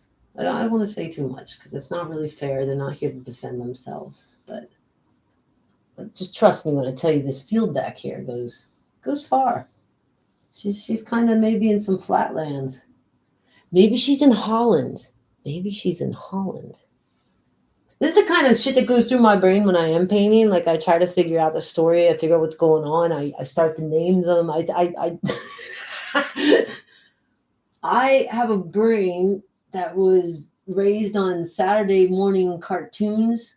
So short attention span, big fantasy, a lot of nonsense, a little bit taste of delusion, possibly. Now I'm taking this blue where I went over into that tree. That's not a mistake. What's important to me is I have these strokes of this sky, right? I want that sky even. So when I come over into this tree here on accident, it's not a mistake because then while it's still wet, I'm going to take it and I'm going to go like this. And I'm going to drag it to go with the strokes of the tree. You see? And some of that will turn into just being her shadow on the tree, giving me a little bit of contrast in the depth in the tree. Some of it I'm going to cover up with a lighter brown. We'll see. But we got a sky going back there. Didn't try to make clouds, but we've already got like clouds appearing because I've used multiple blues and those strokes. back and forth. It's all wet again. So the part that's dry is her dress. I have to call it. The field disappears into the horizon. Hopefully. It's reminding me right now of like the Dutch countryside. I love driving through the Dutch countryside. Seriously, it's just beautiful. A lot of times when I would have to get to a destination in Holland and I was going by car, I would look at a map. Holland ain't that big, so it's easy to navigate. And you can find like the highway, how I'm getting from where I am to where I need to be. And I would then look at all the side roads. Oh, what a nice road trip. No matter where you're going, the side roads in Holland will take you by beautiful farmhouses, old bridges, cobblestone little villages. But I love the most, for example, when I drive from like the south of Holland up towards Amsterdam, there's a lot of stretches if you look out and it's just this flat farmland, just like this land. It looks like it just goes on, and then there's like a windmill. Now I'm saying all this, kind of want to bring it into the painting, but I don't think I have the energy to start. I mean, we could put a windmill in there. And we went with like a reddish hair that was suggested. So she could be in windmill country. Maybe we could put a windmill maybe here.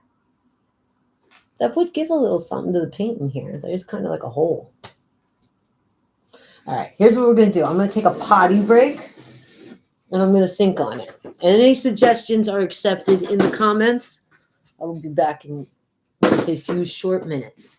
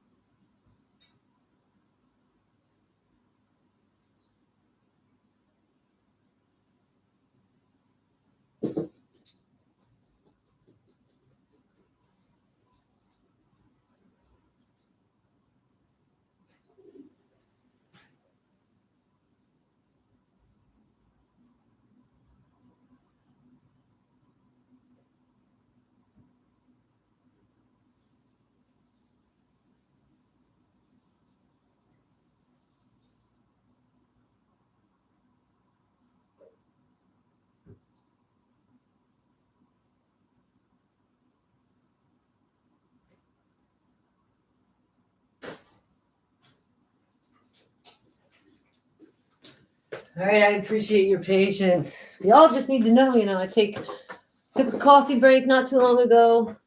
And if I take coffee breaks, I'm going to have to take a toilet break. And at some point, I'm going to need to do a smoke break.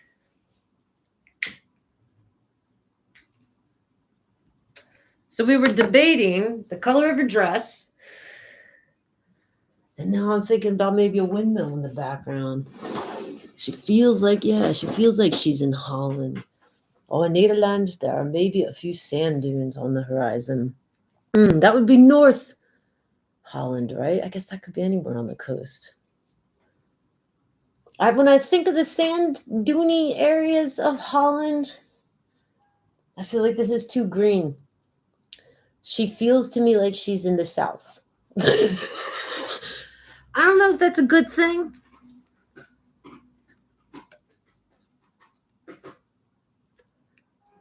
But I feel like she's in the countryside. It's still wet. It's wet. Sometimes when it's wet, and because I lack the patience too, like part of the sky here, if I drag it, sometimes it'll give me clouds. See? No mistakes. Even if you don't have patience, my lack of patience is what's giving me clouds. Because I'm smearing around the water and the pigment and everything. All right, I want to put some color into that dress. So if it's going to be white, then the only thing on it that's going to really be white, because we're painting here, people, let's be realistic, would be the outwards of some of the folds of it. So I'm going to take not white, but I think I'm going to take, what's it called? It's called Naples Yellow, like a bone color. I'm going to take like a bone color. Learning by doing, folks. I am no teacher, so if you came here to learn, you have been misled. I'm going to take that bone color, and I'm going to take one of my brutalized brushes, because it just pulls nice. I've brutalized the hell out of this brush, but I dip it in some water, I give it a little twist of Rooney, and it gives me a nice point, you know? Gives me a nice point where I can get that color. And then I can twist my paintbrush a little bit, and then I can drag it. And with that, I can make like nice folds in clothing and hair. Yeah, last live stream, Patty the Fly, but like we did the apocalypse. I have worked on it since then. I'll show it to you closer in a second. I pulled it up at the beginning of the stream. I'm actually enjoying working on that one, and it's been quite fitting with my mood. The horrible news. Okay, so I want to just mark right now parts that are more in the front. So we got nips. Back into that bone color. And I feel like I'm going to have to do this a couple times over this pink, but we need to brighten up the top of this dress. You see, I can just drag it with this brush. This brush has been brutalized so many times, but I'm telling you, a little bit of water, a little bit of color, a little bit twist of Rooney, and it does a lot of things I like. Let's carefully hit some of this strap and just bring that color straight down here. We're going to paint over all of this, what I'm doing right now, but what we're doing, it's a setup.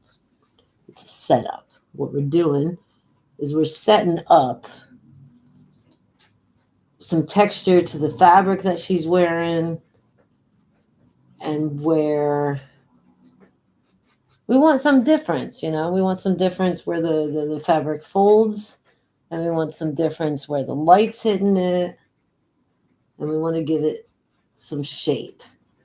So I'm using this bone color, and I just accidentally dipped into some yellow ochre. And we are gonna just mark a few areas to give the fabric some texture. And then what I'm thinking is I'm gonna blend a little something to paint over all of it. So if we got her knee here,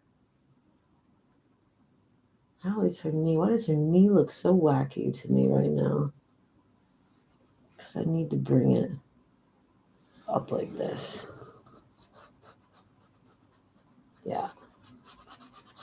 So right now I'm going with the light color there where her hand's touching it, but I think I'm going to have to come back and make it darker later, obviously, because there'll be some shade under her where her hand is touching the fabric. But I'm going to use it to keep coming out like this, make a little bit of curves in the fabric. Again, just giving the fabric some texture. You know, it's wrinkled a little bit around her fingers. It's pushed out a little. And then the fabric's gonna flow, right? And then I'm gonna take my brush that's slanted again. That little dude. And I'm gonna dip him in that bone as well. And we're just gonna, right along that down, I'm just gonna make some brave brush strokes now with that bone color. And the parts that should be lighter. And just giving some more depth to that fabric, which is going to be lighter at the top, right? It's going to be lighter up here.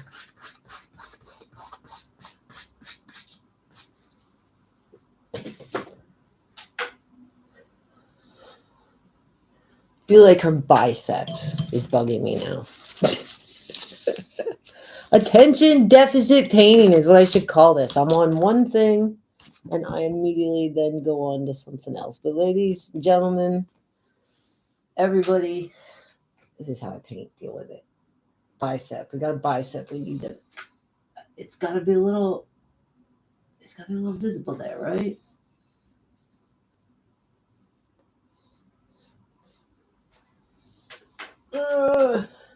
And hint of shoulder and hint of curve. Hint of curve. A little bit more of that. This needs to carry here more. It's a good start. Good start. I feel like that sky, I want to make it like a lot lighter. That's way too dark. That's like almost nighttime.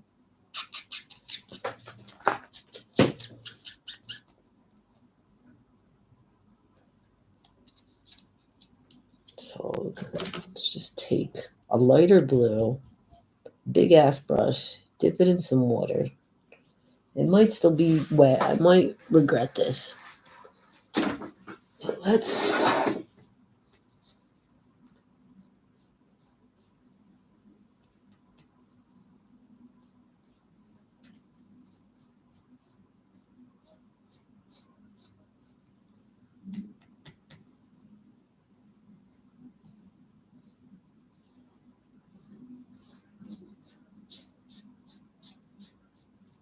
Yeah, let's cut that one closer to what I want.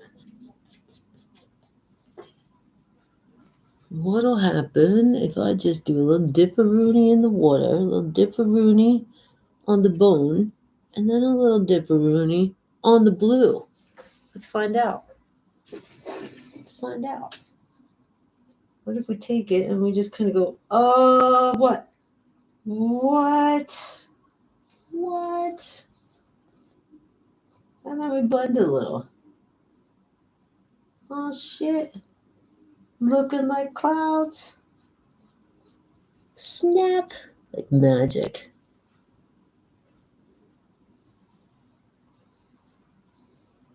Zoop. Zoop. A little of that blue, a little bit of water, a little bit of bone. Oh, yeah. It's a little lighter. I think we let this dry.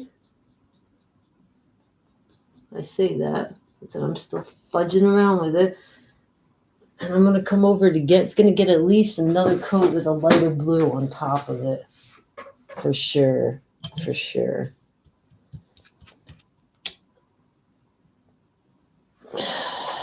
Right, the painting from the last live stream. We got some chitter-chatter going on in the chat.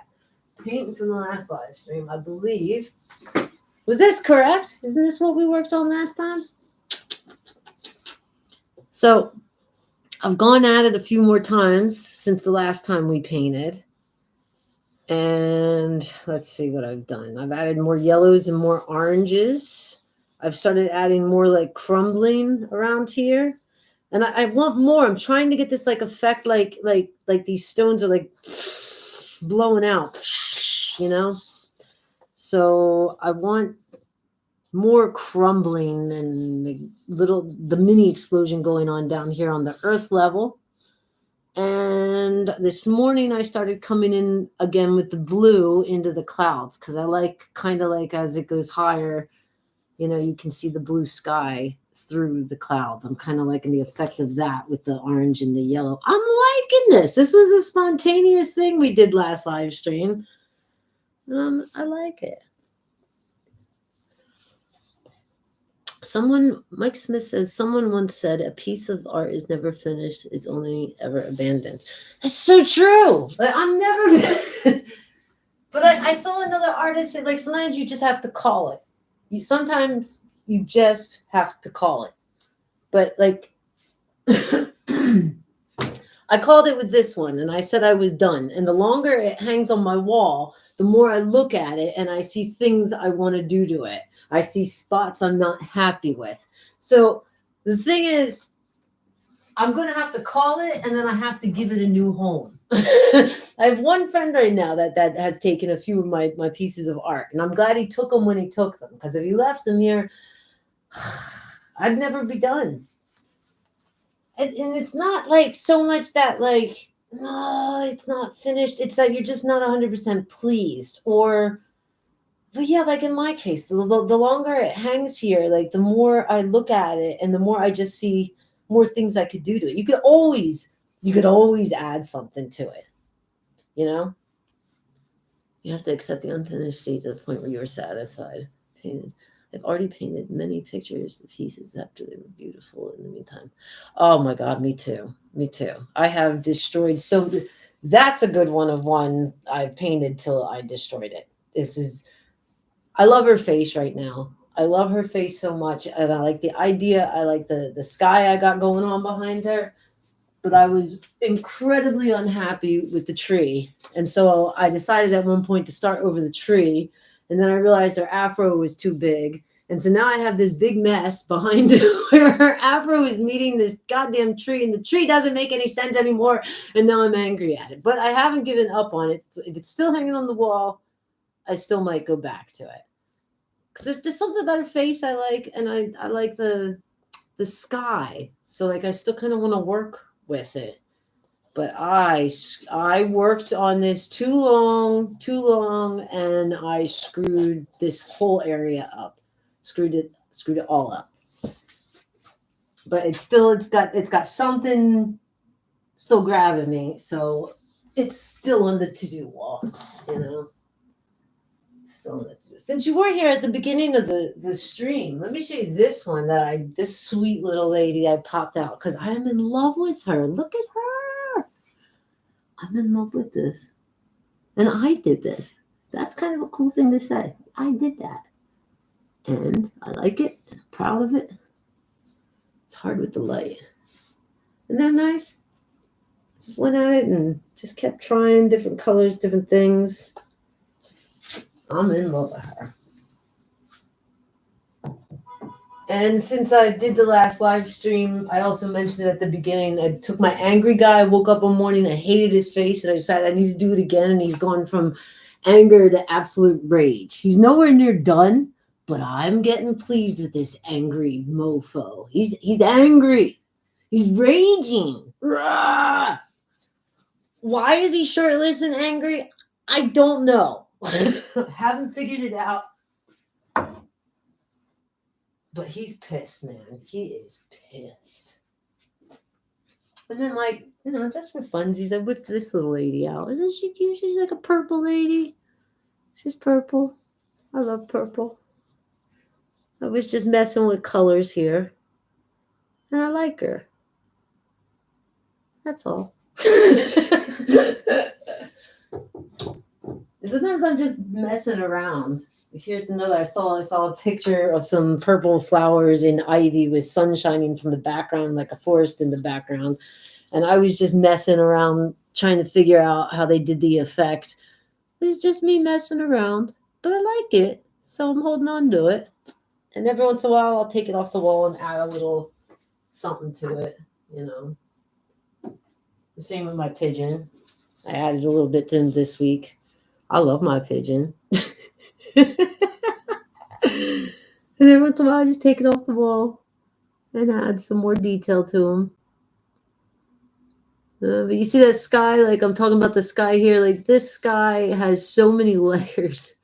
And, like, just one quick glance at it, it doesn't look like there's much done in that sky, but it's so many layers just to get it to what I want, you know? My pigeon! Taubin. I love Taubin. They're nice creatures. I won't carry them. Oh, and just for funsies, I started a crucifixion. You know, as you do. It's just a start, so I'm not ready to share it yet. And the hot lady. I don't know if you saw the hot lady. I'm pretty proud of the hot lady. Hot lady's like 90% done. She's like 90% done.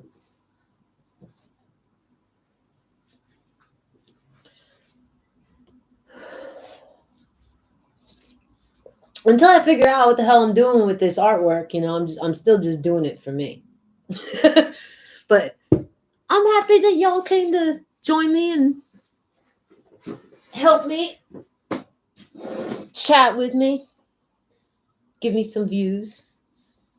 Got a few likes. I got 6 likes already. Thank you very much, you folks. I appreciate y'all. I posted to my Instagram that I was going to do this. So some effort was made today. Oh, yeah, I like that. So what if, I know I said I was going to leave that sky dry. Sometimes I'm a liar. I kind of want to play around with the sky a little bit. So what I'm doing is I'm going to take, I got this blue that's almost like a white, but it's blue. There's a hint of blue in it. And I'm putting it next to another light blue. But I'm going to take cobalt, I think is what I used at the beginning, right? Oh, cobalt in there. So I have just made myself a little mixture of the blues. This is blues, and we're gonna play around with that sky just a little bit, because I got some colors laid in there. I don't know. Let's see if you can see. You can't really see a mixture of the colors. I kind of want to blend it out a little bit more. I kind of want it to be lighter, and so I'm gonna play a little bit. Take a little bit of blue like that, but also a little dark blue. We got two colors there. And we're going to drag it all the way across. All the way across. Flip the paintbrush, bring it back. Take that, drag it up. All the way across. And then I'm going to do it again. I'm going to take a little bit of that light blue. And I'm going to go to the even lighter blue. We're going to go all the way across. I need a drop of water so it smears better. All the way across. All the way across. Blend it in with the one below it. It's a little cleaner looking now up there. And that's what we're going to do. A little bit lighter blue. Keep forgetting the dip of water. But I can do like thin lines like this. And I want to carry them all the way across. I can always come back with her hair and paint her hair over it. But I want a little bit of a cleaner, lighter sky here. I'm going to bring it back somewhat.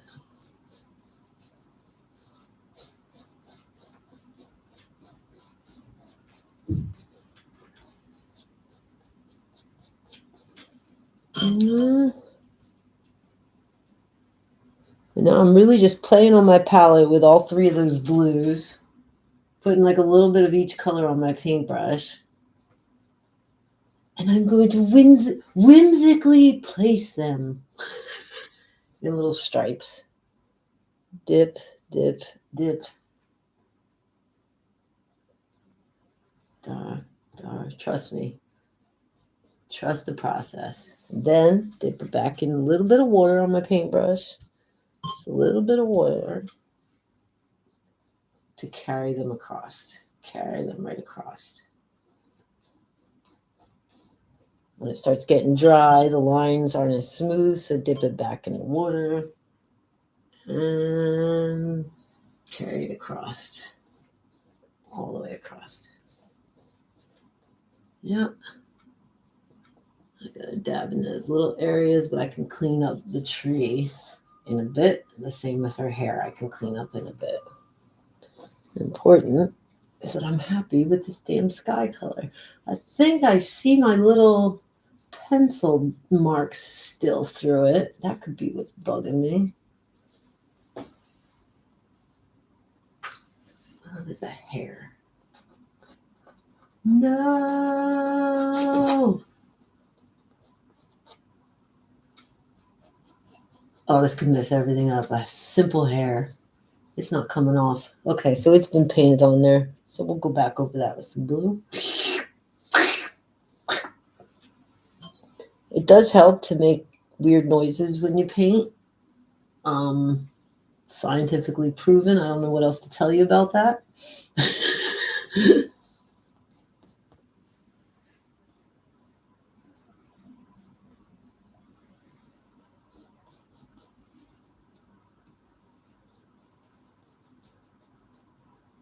Okay, fucking around a little too much, but I am almost happy. Almost.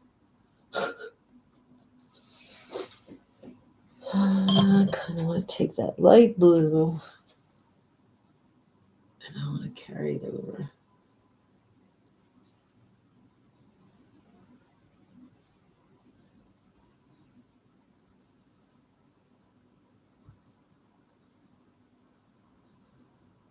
Enjoy the silence. Okay, so now I'm getting close to the point where I'm just going to mess it up. I gotta let it dry. I'm playing with the colors of my paintbrush and the, like there could be like wispy clouds. And yeah, when that dries, I'm going to go over. You see, I'm going right over my horizon with that blue. And I'm going to go over it again with the green, but that's how it's going to get, darker as it goes back and back. Back and back and back. This little Dutch field she's sitting in.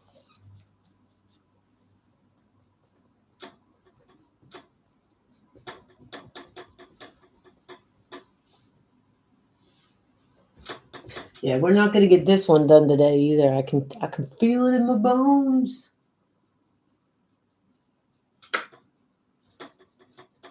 Just a little texture. Oh, just a little texture. A little difference here and there. I'm going to have to top off my palette. I got like no yellow.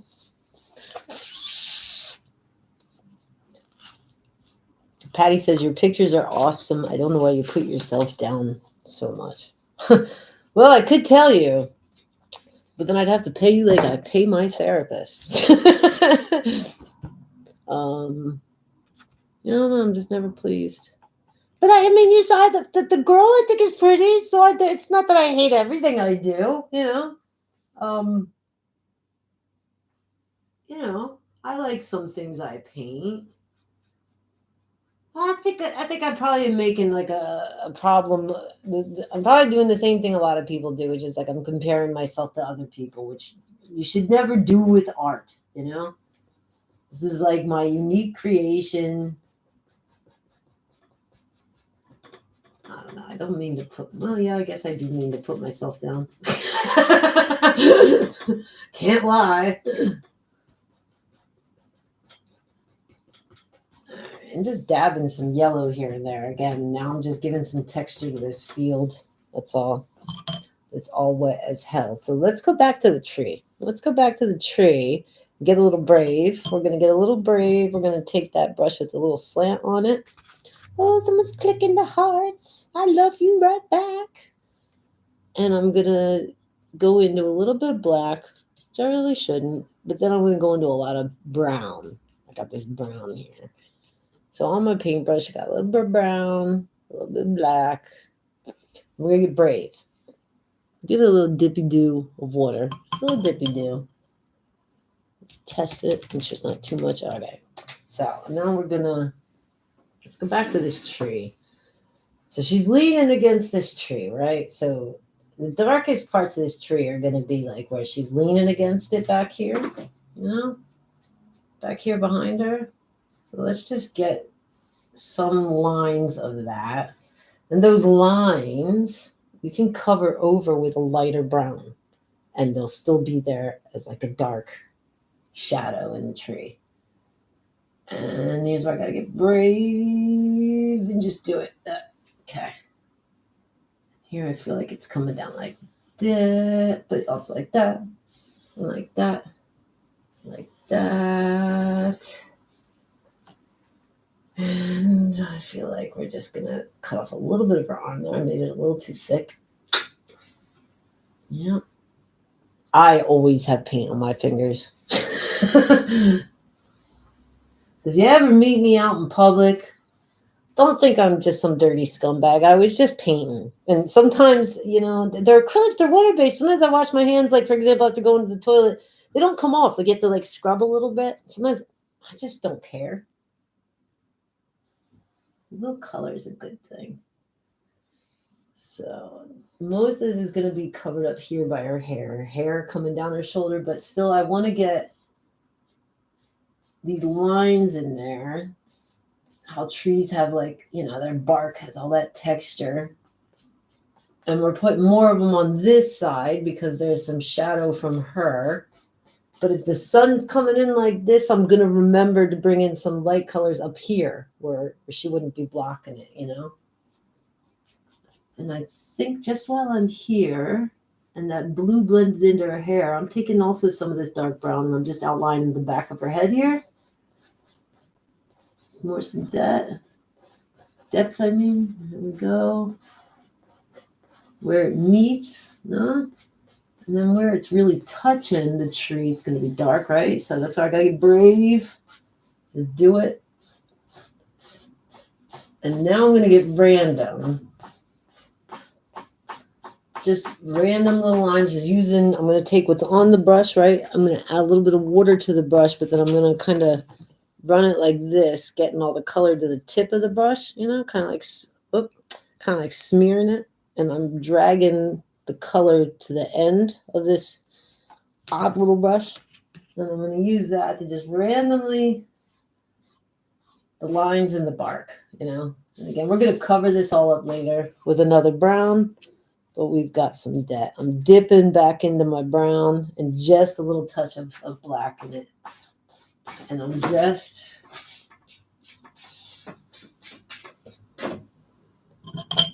okay, just for funsies, we're going to dip into that red brown we pulled out before. Oh, sweet. Oh, maybe it's a redwood tree. They got redwood trees in Holland. You know what else I want to do while it's wet? I'm going to get brave here. I'm just going to take some yellow. And I am going to, not too thick, take some of that yellow. And I'm going to, maybe a little bit more. Maybe a little bit more. Oh, yeah. Oh, yeah. And that's how we get a tree started. You see, if I just keep doing these kind of strokes on this tree, you get it naturally forming with the bark and everything else. Just more and more layers, more and more layers. Remember the dark where your shadows are and the dark towards the back. And then at the very, very end, you know, it's a rounded tree. So I'm going to want to think about that, where the light's hitting it and where the front of this curve is. So here's going to be, that yellow is going to be like a little marker for me. It won't look exactly like that at the end, but some of that will be in it. It gives me a good marker. How long have I been on here? I have been on for more than 2 hours. No shit.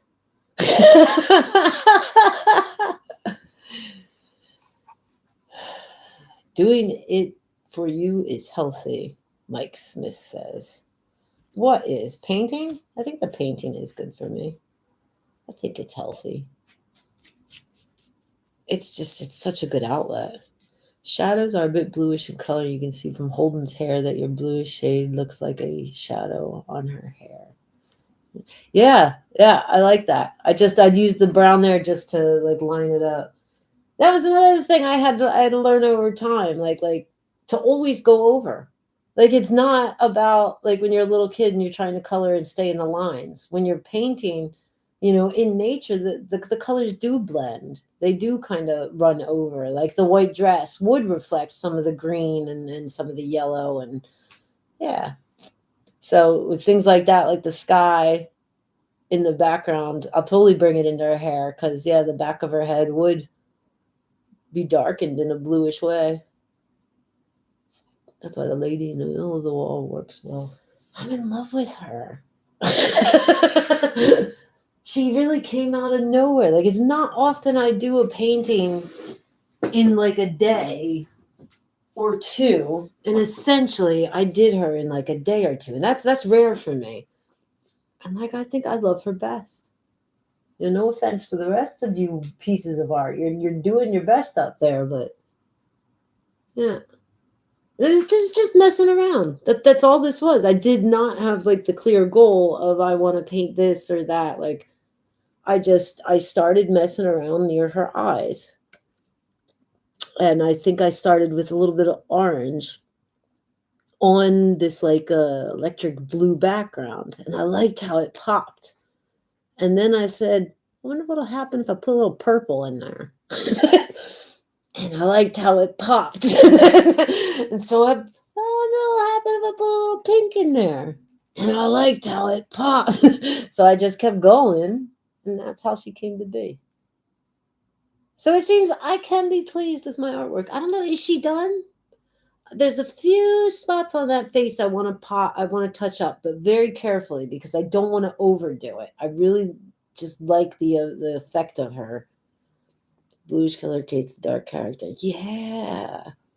It's it was this I had like a depressed girl painted on this canvas, I think. And I've got a big tube of what's it called? It's one of the dark blues. Thylacine blau. One of the dark. I say electric blue because it's like an electric color, and that's what yeah. So that was the basis. All the colors are laying upon, and yeah, I liked just how like the orange laid upon it, and then all the colors together. Like I don't paint rainbows. This happened on accident. I love it.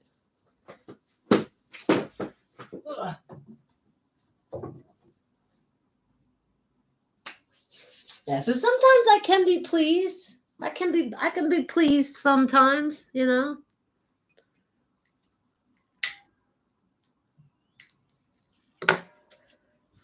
But there really is something to knowing when to call it, you know, when to take a break. And like, I mean, the most obvious example is when it's all wet. Like right now, I've got a lot of stuff up here that's wet, and I'm just gonna be smearing it.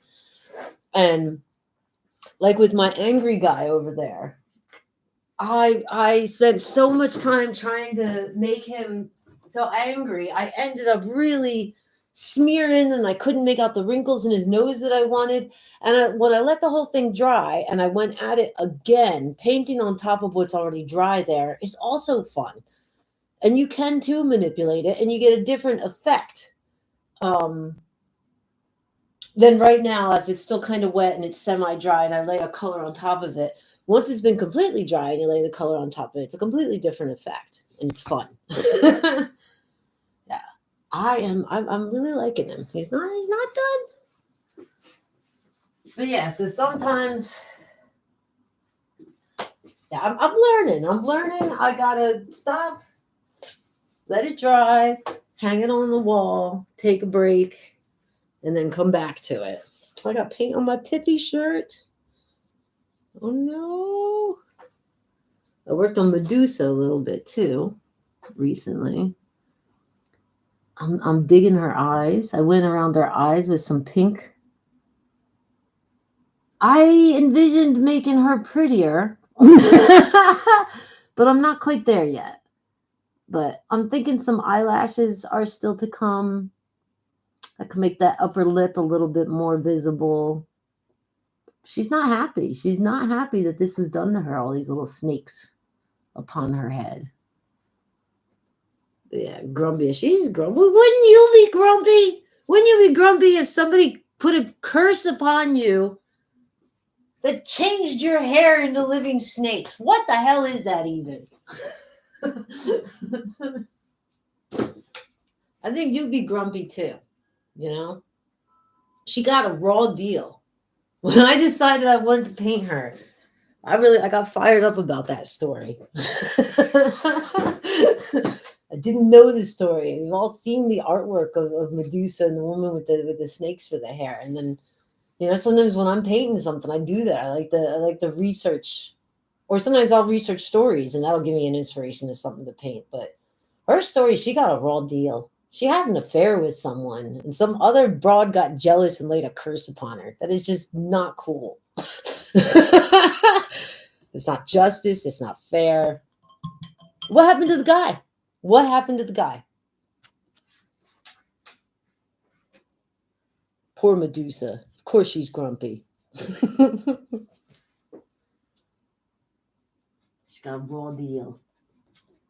I'm just using right now what's on my palette because I don't think it's already been 2 hours. I don't think I got a whole lot more time left in me. And it is better if we let this dry and then I come back at it. So what I'm doing is I'm just using up what's on my palette. And I'm doing pokey, pokey, pokey. What essentially could end up being like a tree line. This could be a tree line off in the distance.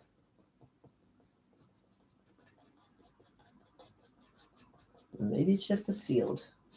We'll only know once we're closer to the end. But taking the dark color and we're pushing it up against some of that blue. And that's making that part of this field she's sitting in into the distance, more into the distance. And yeah, we are going to go over that blue again.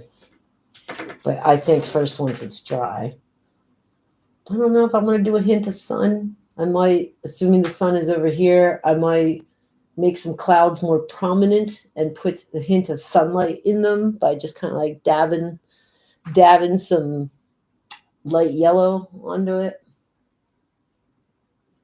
All right, but before we let her go, let's do a little bit more on that dress. The dress is really sloppy. We got a good outline. I feel like I need to, what's with her eyebrow there? When I look at her eyebrow here, it looks nice. And when I look at it on there, it looks all wanky and crooked. Let me grab that bone color.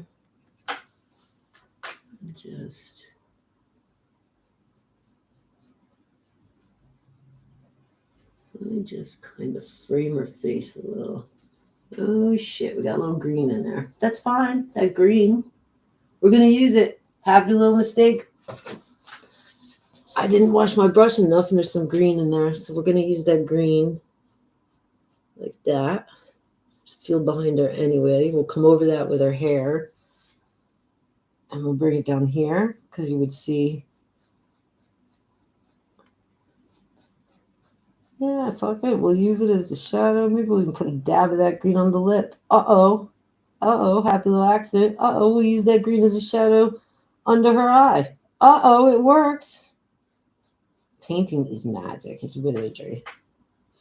Fuck it. And just like that, we've decided that this green is going to shadow some things. And hot damn, I like the contrast it's making. So I'm just going to carry it up. I'm going to carry it here. Yeah.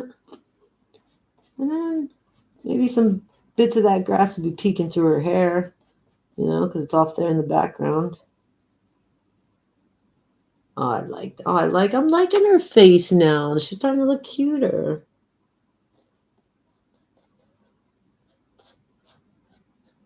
Aww.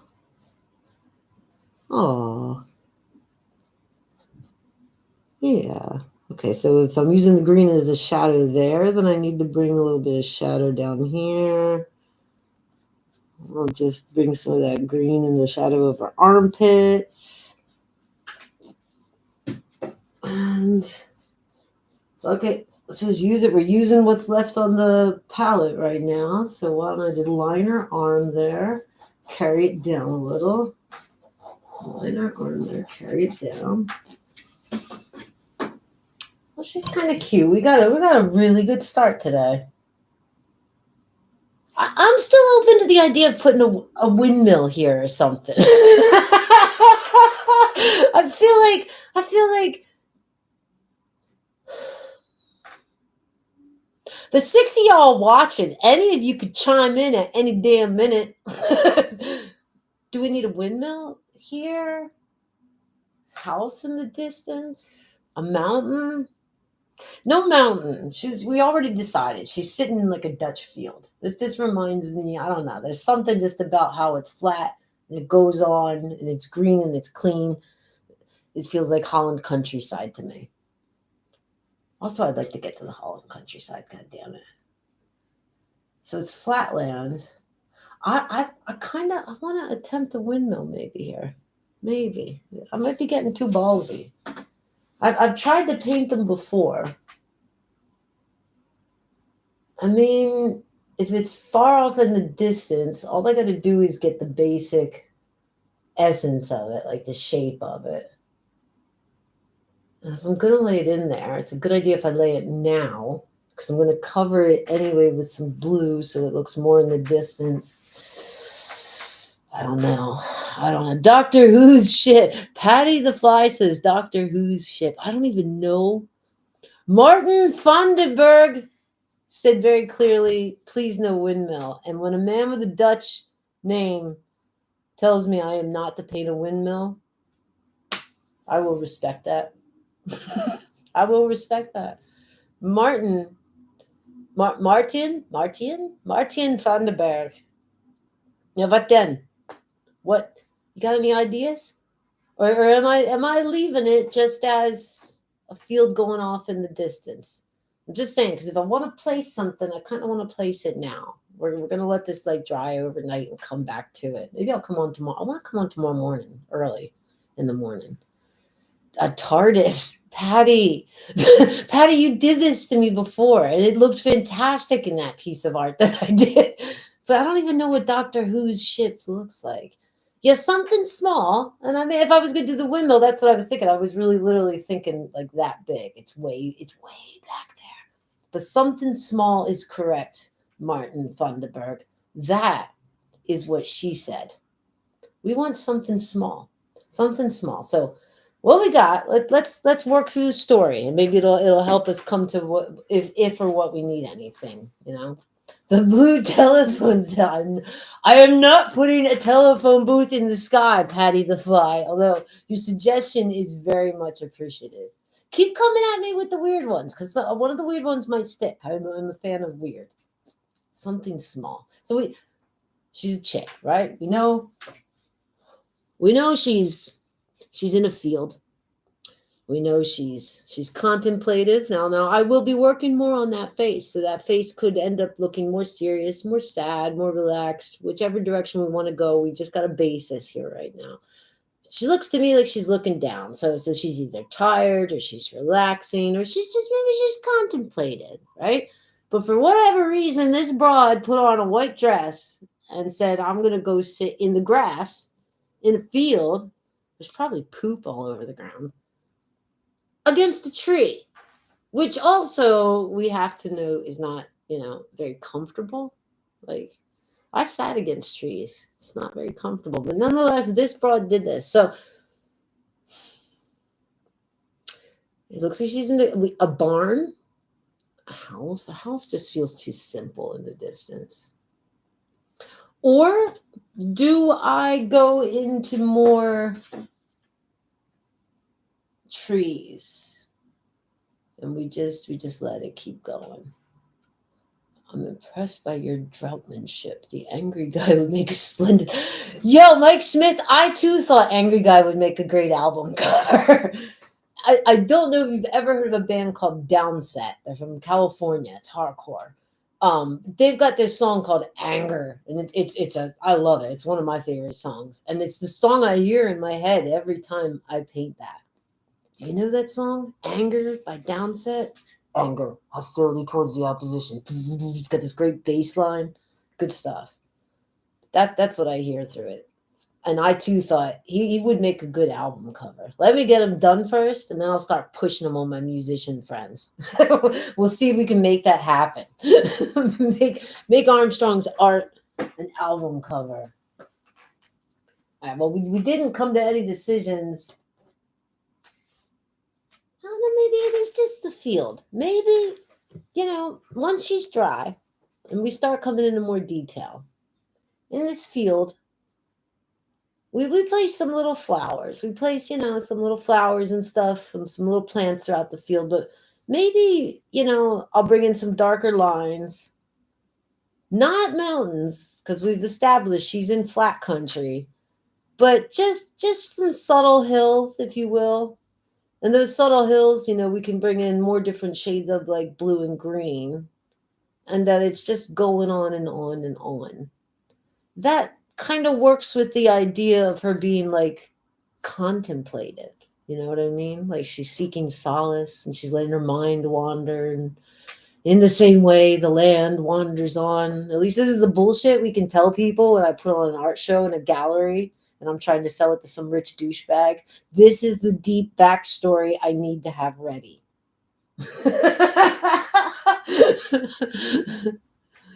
Die darf schweben und weiter weg und klein sein. Ja, genau, so denke ich auch. So that's also like what I'm thinking. I could just, kind of just gently flowing hills, the dry brush. Just imagine like just like whoop and like whoop, just ever so gently. And each of them we could put like a highlight of like a lighter color, little maybe a little sun reflecting off of them, but bringing in the different blues and the greens, making it look like it goes deeper and deeper and deeper. And then obviously to make that look like it's going deeper and deeper, we'll put more like strands of light colored grass and such in the front. Happy little grass. Happy little grass. Kommentar for the angry guy would make us feel Doctor Who's Schiff. Oh, Doctor Who's Schiff is ein blau English Telefonzelle namens TARDIS. I knew what a TARDIS was. Why didn't I know that was his ship? See, Patty, what you need to understand is I'm not necessarily a Doctor Who fan. However, somehow repeatedly in my life, I have always had people who are hardcore Doctor Who fans in my life. I don't know why. Me and Doctor Who fans seem to make really good friends, but I don't really watch the show. That's the only reason I knew what a TARDIS looked like. I remember someone, my friend, telling me like that's a TARDIS and like showing me a poster or a book or some shit. But I think I didn't put two and two together that was his spaceship. Oh, I look like such a poser right now. I only know like key phrases, And remember, I used to sell war games to nerds, so like I had to know the and I knew 42.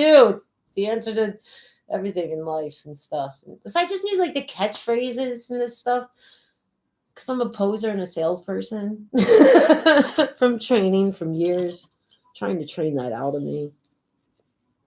No, I'm not a big Doctor Who fan. I'd never give it a chance. So it's not like, ew, I don't like it. I just never, I don't know, never got into it. The stuff that my friends have told me seemed interesting and silly enough, but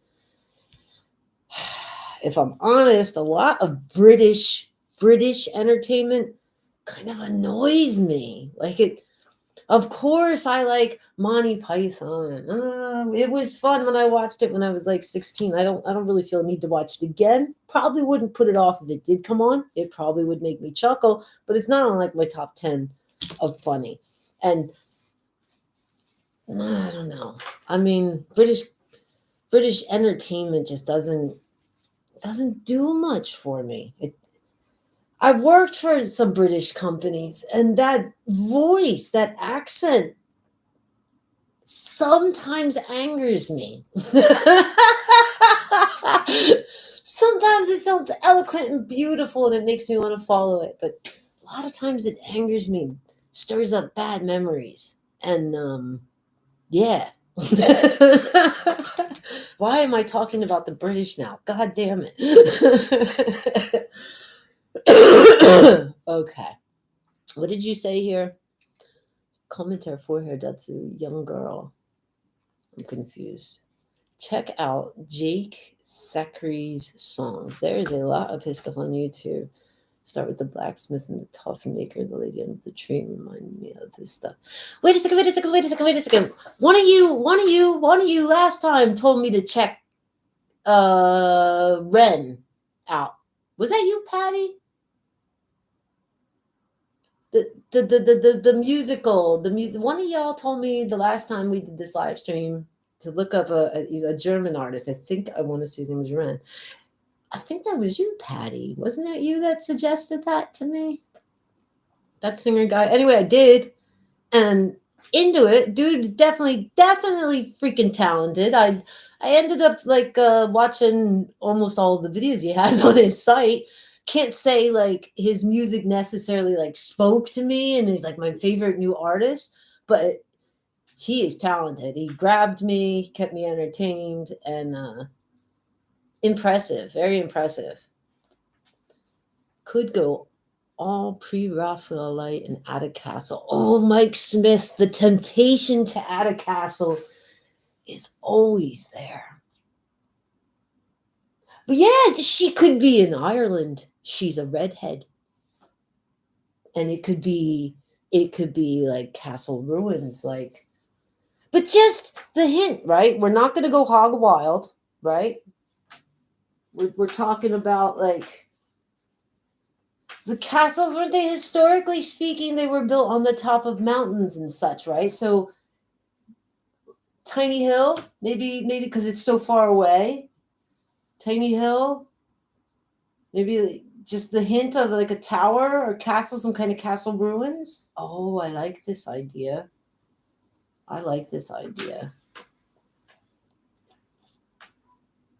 This is a good suggestion.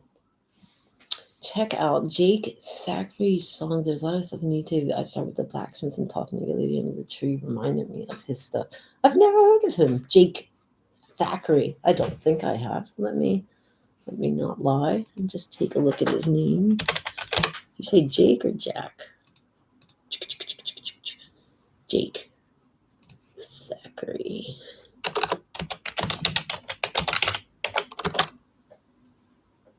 Oh, wait, why does this guy look familiar? I might have lied. I might know who this dude is. What songs? The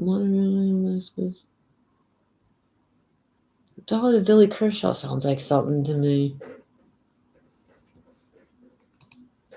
All right, I'll tell you what, Mike Smith, I'm going to put that on my to-do list for some inspiration. He looks familiar. I don't know why the name's not saying nothing to me, but he looks familiar. I might know some of his stuff. All right, so I was just going to clean off the canvas. What we got left on the canvas looks like what we got here. We got a little bit of doo-doo, orange, brown stuff. A little bit of red, a little bit of dark yellow. I feel like...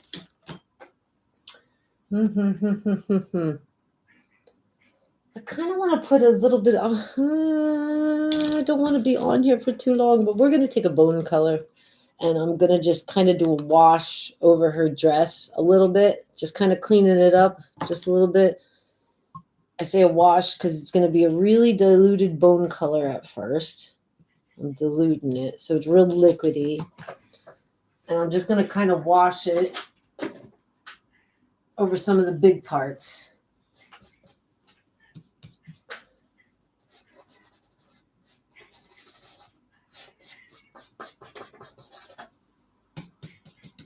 Oh, shit.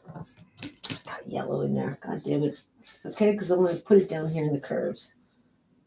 And yeah. Okay, but I want wooded down, washed up. Thinking on the idea of maybe the hint of a castle in the background. Thinking about that. All right, I think I got to cover up that white there because eventually we'll come in with some white for some highlights. So let's just commit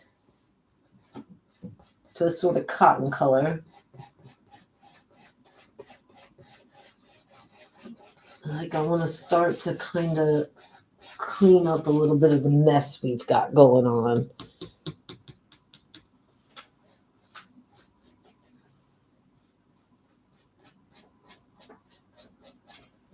And while I got that bone color, I'm gonna again this little where the sunlight hit.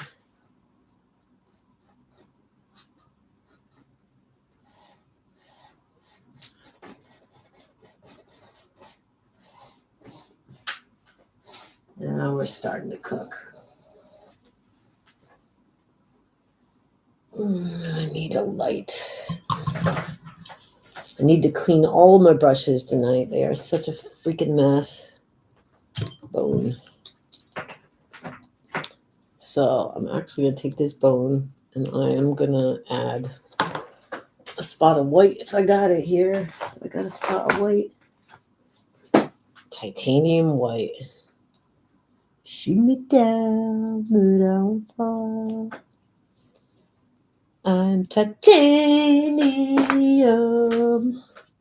Watering it down. Watering it down. We're doing like a wash, like a glaze. We're not full on paint. We're just kind of taking some light colors here. And we're going to lay them all wet like towards the front areas. And I even let it drip a little bit. Those drits help me make wrinkles.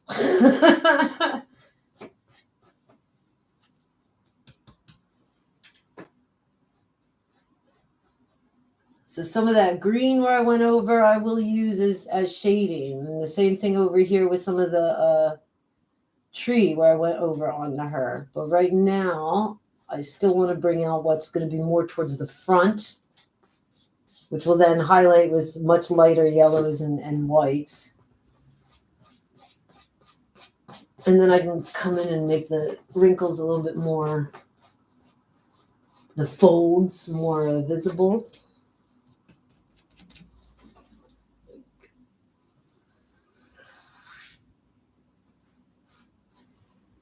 No, that could be just like.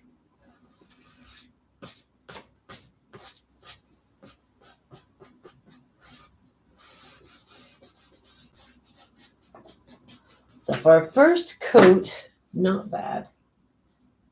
Boobie, highlight, chest,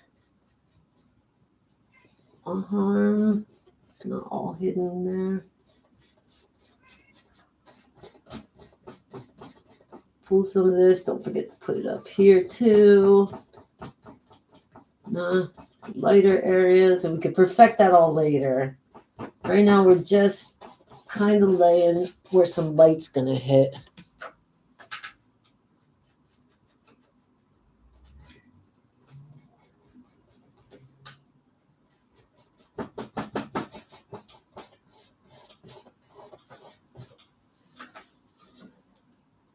Not a bad start. Not a bad start. Those eyes. Those eyes. Before I let her go, I'm just going to touch a little bit around her eyes.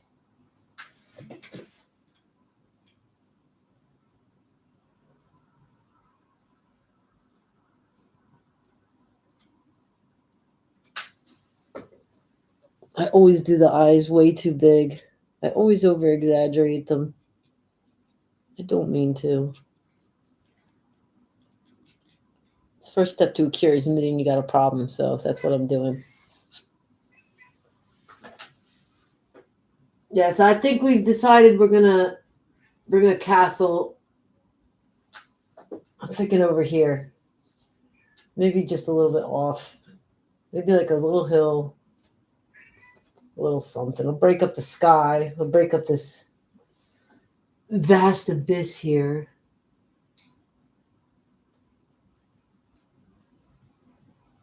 So, get a little bit of the yellow. Yeah, and then we're gonna call it a day because my eyes, I can feel them already getting funky. I'm putting just some orange. It's kind of framing her face a little. Might have been a mistake. I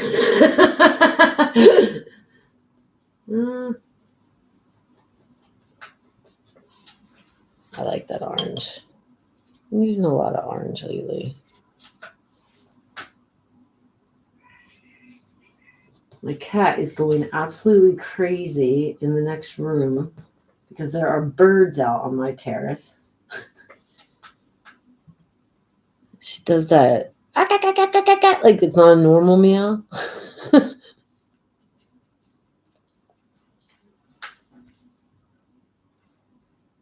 strap of the dress has completely disappeared. The straps of the dress right now are a dark color, but at the very end, we're just going to carefully with a white or a gray or something like that. And what you see there right now will just be the shadow, because magic. Painting is wizardry. So, them fingers, which are so damn tricky, again, I'm not thinking fingers. I'm just thinking lines.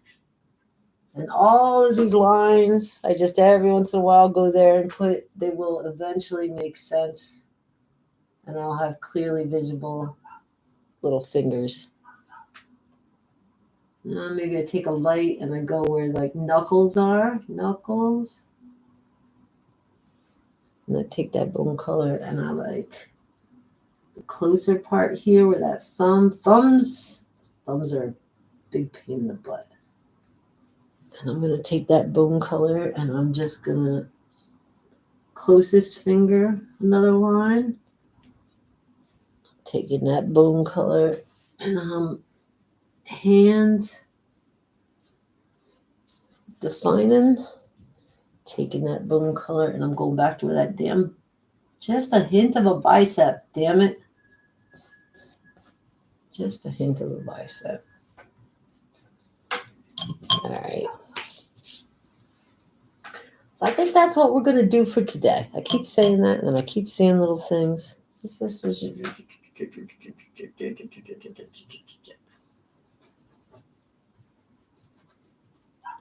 just going to go a little crazy like at her hair with a little bit of this.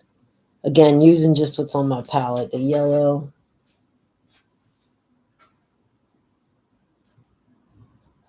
And I'm just blending it in. I'm just giving some hints of color, some hints of texture. Because literally, I'm just using what's left on my palette before I call it a day. But we can give some texture to her hair. And again, if I'm not happy with it, I can cover it up tomorrow once it's dry. You know? I feel like she's going to have a few strands hanging towards the front. Like, kind of framing her face and then kind of... Oh, kind of like that. I laid it a little thick, but can make it work. Carry that color here like this, then like this, and this. And we've got like the framing. Her hair is not going to be yellow, but these are like the outer pieces that some sunlight is reflecting off of. And the same would go, I guess, for her eyebrows, right? You can put some hints of yellow there. There'll be some hints. Cheekbones, tip of her nose, tip of her lips. Okay, let's carry it down on her arm. The sun's shining this way on her. You have to remember that when we start over, the sun is shining this way. Oh, but I'm liking her. She's looking cuter and cuter. We're getting there. My cat is going crazy. Is it dinner time, Bissette? Yeah? You hungry? Okay. Well, then I guess we'll call it a day. I have to clean the heck out of my brushes here. Some were built on flat. They had a moat around them. Listen, Mike Smith, excuse my cat, please. Excuse me, can you move? I am well informed on castles. When I first moved to Germany, man, I was the castle's biggest fan, and I tried to visit as many as I could, and I lived in a region where that was really possible. The south of Germany, I think, has the most, like, per square meter or something, or like, you don't have to travel far to see more than a few castles. In the area where I lived, in Franken, castles Bergen, Ruine, those are the alle. And I really did. I was lucky. I got to travel around and see as many as possible. Like, I literally was that person. I was driving to a destination, and maybe from the Autobahn, I saw in the distance what looked like a tower. Yeah, I'm the one that I'm just getting off that highway and I'm going and taking a look. I'm going to investigate. I love that stuff. And I also did a little tour down the Rhine River. All kinds of beautiful castles all along the Rhine there. But I've gone out of my way since living here. I'm scanning my brain thinking of what ones in other countries other than Germany where I went and saw castles. Austria, I was at one. Belgium, I didn't find the ones in Belgium very impressive. Holland's got some, wait, what's the word in Holland? It's not a Schloss in Holland. It's got a different word. Castile, right? they're not like as impressive as like the ones you find in Germany usually, but they're interesting. They look more like luxury mansions. Cat, why are you knocking stuff down? Oh, you did not just break a Buddha. That is bad luck. Damn it. Yeah, I'm a big fan of castles, and I try to paint them. I've painted a few. I don't think I've ever painted one I was pleased with yet, though. You know,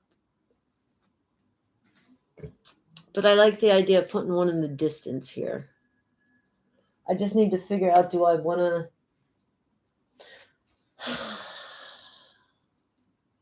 I mean, I guess some were built flat and had a moat around it. I'm way overthinking this, Mike Smith. I am way overthinking this because it's going to be off in the distance. But I think I should raise it a little bit. We could make a mark. We could make a little mark. It's going to be like let's see. I got a little bit of black here. I got a little bit of black here. I got a little bit of bone. I'm going to make a gray right now. And I'm thinking like back here, right? Back here. But it's so far away. We only want it to be like that big, right? But we don't want to put it on top of the horizon. We want to bring it down a little. So maybe like right there. I'm immediately pictured in my head like a tower, you know? Quite often you would spot the tower of these castles. Oh my gosh, Bistet. My cat is literally screaming because he wants dinner. Bushes are a haystack. That's too boring, Martin. The problem with bushes are a haystack, Martin. Martin, here's the thing. We might have some more bushes, more plant life going on towards the front.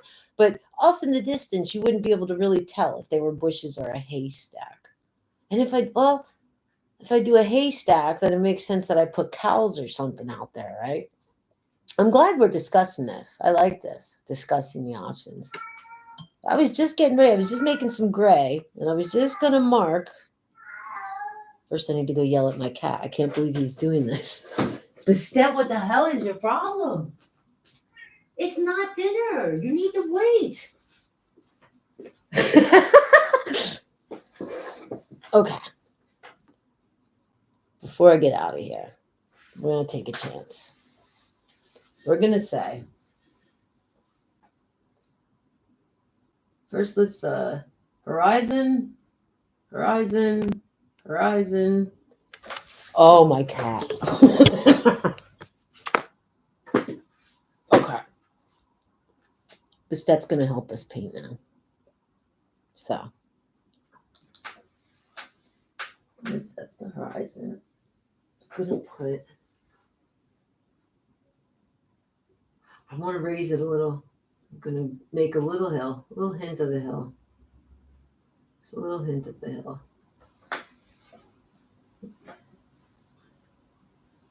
Fuck it. I'm carrying it over. I'm raising the land. We're not going for a mountain.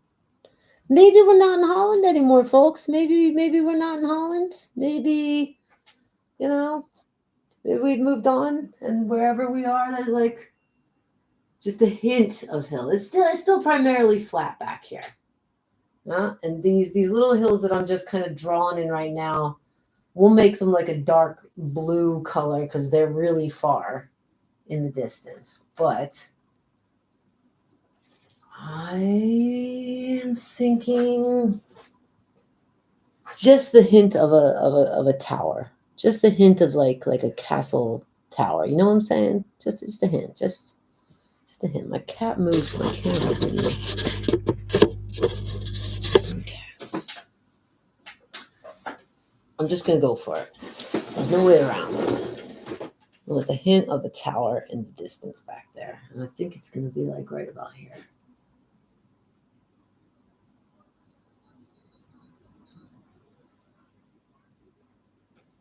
And I'm picturing like Ruine, as they would say in German. Ruins. So like it's not a place where rich fancy pants people live right now and try to charge other people to help them own their property. They charge them to come and look at it so that their rich asses can stay in a building that they can't afford. It's not one of those castles. This is an old defense tower, I think, maybe. Huh? Off in the distance. And maybe off of it would also be some other parts of the castle ruins. Just a hint, just the beginning of a hint of it in the distance. Just a start. That also does, I guess, help me make it look further away, you know, because off of that, darker mountains behind it, you know, and then I bring it down more in front of it, so it's given a little bit more depth to the picture. Yeah.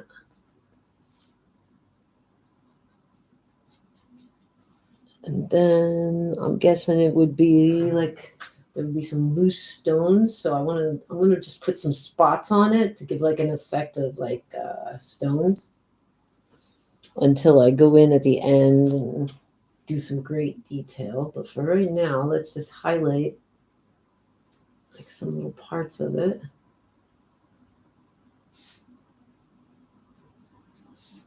You see how we're this? My cat is on my damn table again. Move! So, damn it. Just the hint of a castle back there. You see what I'm going for? I think we can work with that. And like I said, off of that, again, giving some more depth to our background, I'm just going to drag some of that gray color to just remark where those some off in the distance hills are. And it doesn't matter that I'm using like a gray color right now because we're going to cover those up. I'm going to go over the sky, get the sky another coat of blue, maybe a couple different blues, and we'll carry that blue down into the mountains here. Yeah. And I'm out of that bone color, so we're definitely calling it a day for now. So that's what we got done today. We went from nothing, absolutely nothing on the canvas to a pretty rough outline. This looks like something a sixth grader could have done. But it's a start. We did that. Got a little something done today. I have done 3 hours. I can't believe it. I definitely have to call it quits though, because I can't do it anymore. I'm starting to feel dizzy, feel tired. My eyes are getting wanky. These are all the things that happen when you're painting. But I do appreciate y'all joining me today. Tomorrow's Friday, right? I think there's a demo in my town tomorrow. So I don't know what you all have planned tomorrow, Friday, but I am toying with the idea of getting up early. So y'all might be sleeping. I might get up early tomorrow and just put this on and do some more painting. Either continue on this lady or just do my little touching up, whatever I'm touching up back there. But yeah, maybe tomorrow we can meet up here again, same place, you know, not the same time. I'm thinking earlier in the morning. I got something to do tomorrow evening. But tomorrow morning, I was really just toying with the idea. I'm going to be sitting here painting anyway. Maybe I will see you folks here as well. But for now, we're going to call it a day. I think I'll go outside and look at something really far away. Maybe I'll go talk to my pigeons, see if I can get my vision back. And yeah, I think I already said I appreciate y'all. Thanks for joining me. And I hope we can do this again real soon. Don't forget to click like. If you're new, consider subscribing. Do it or else. Do it. No, seriously, thanks for being here. Until come back at you with something else, or we do this again. Until I see you again, take care of yourself, okay? Do it. Take care of yourself. Do it. Do it.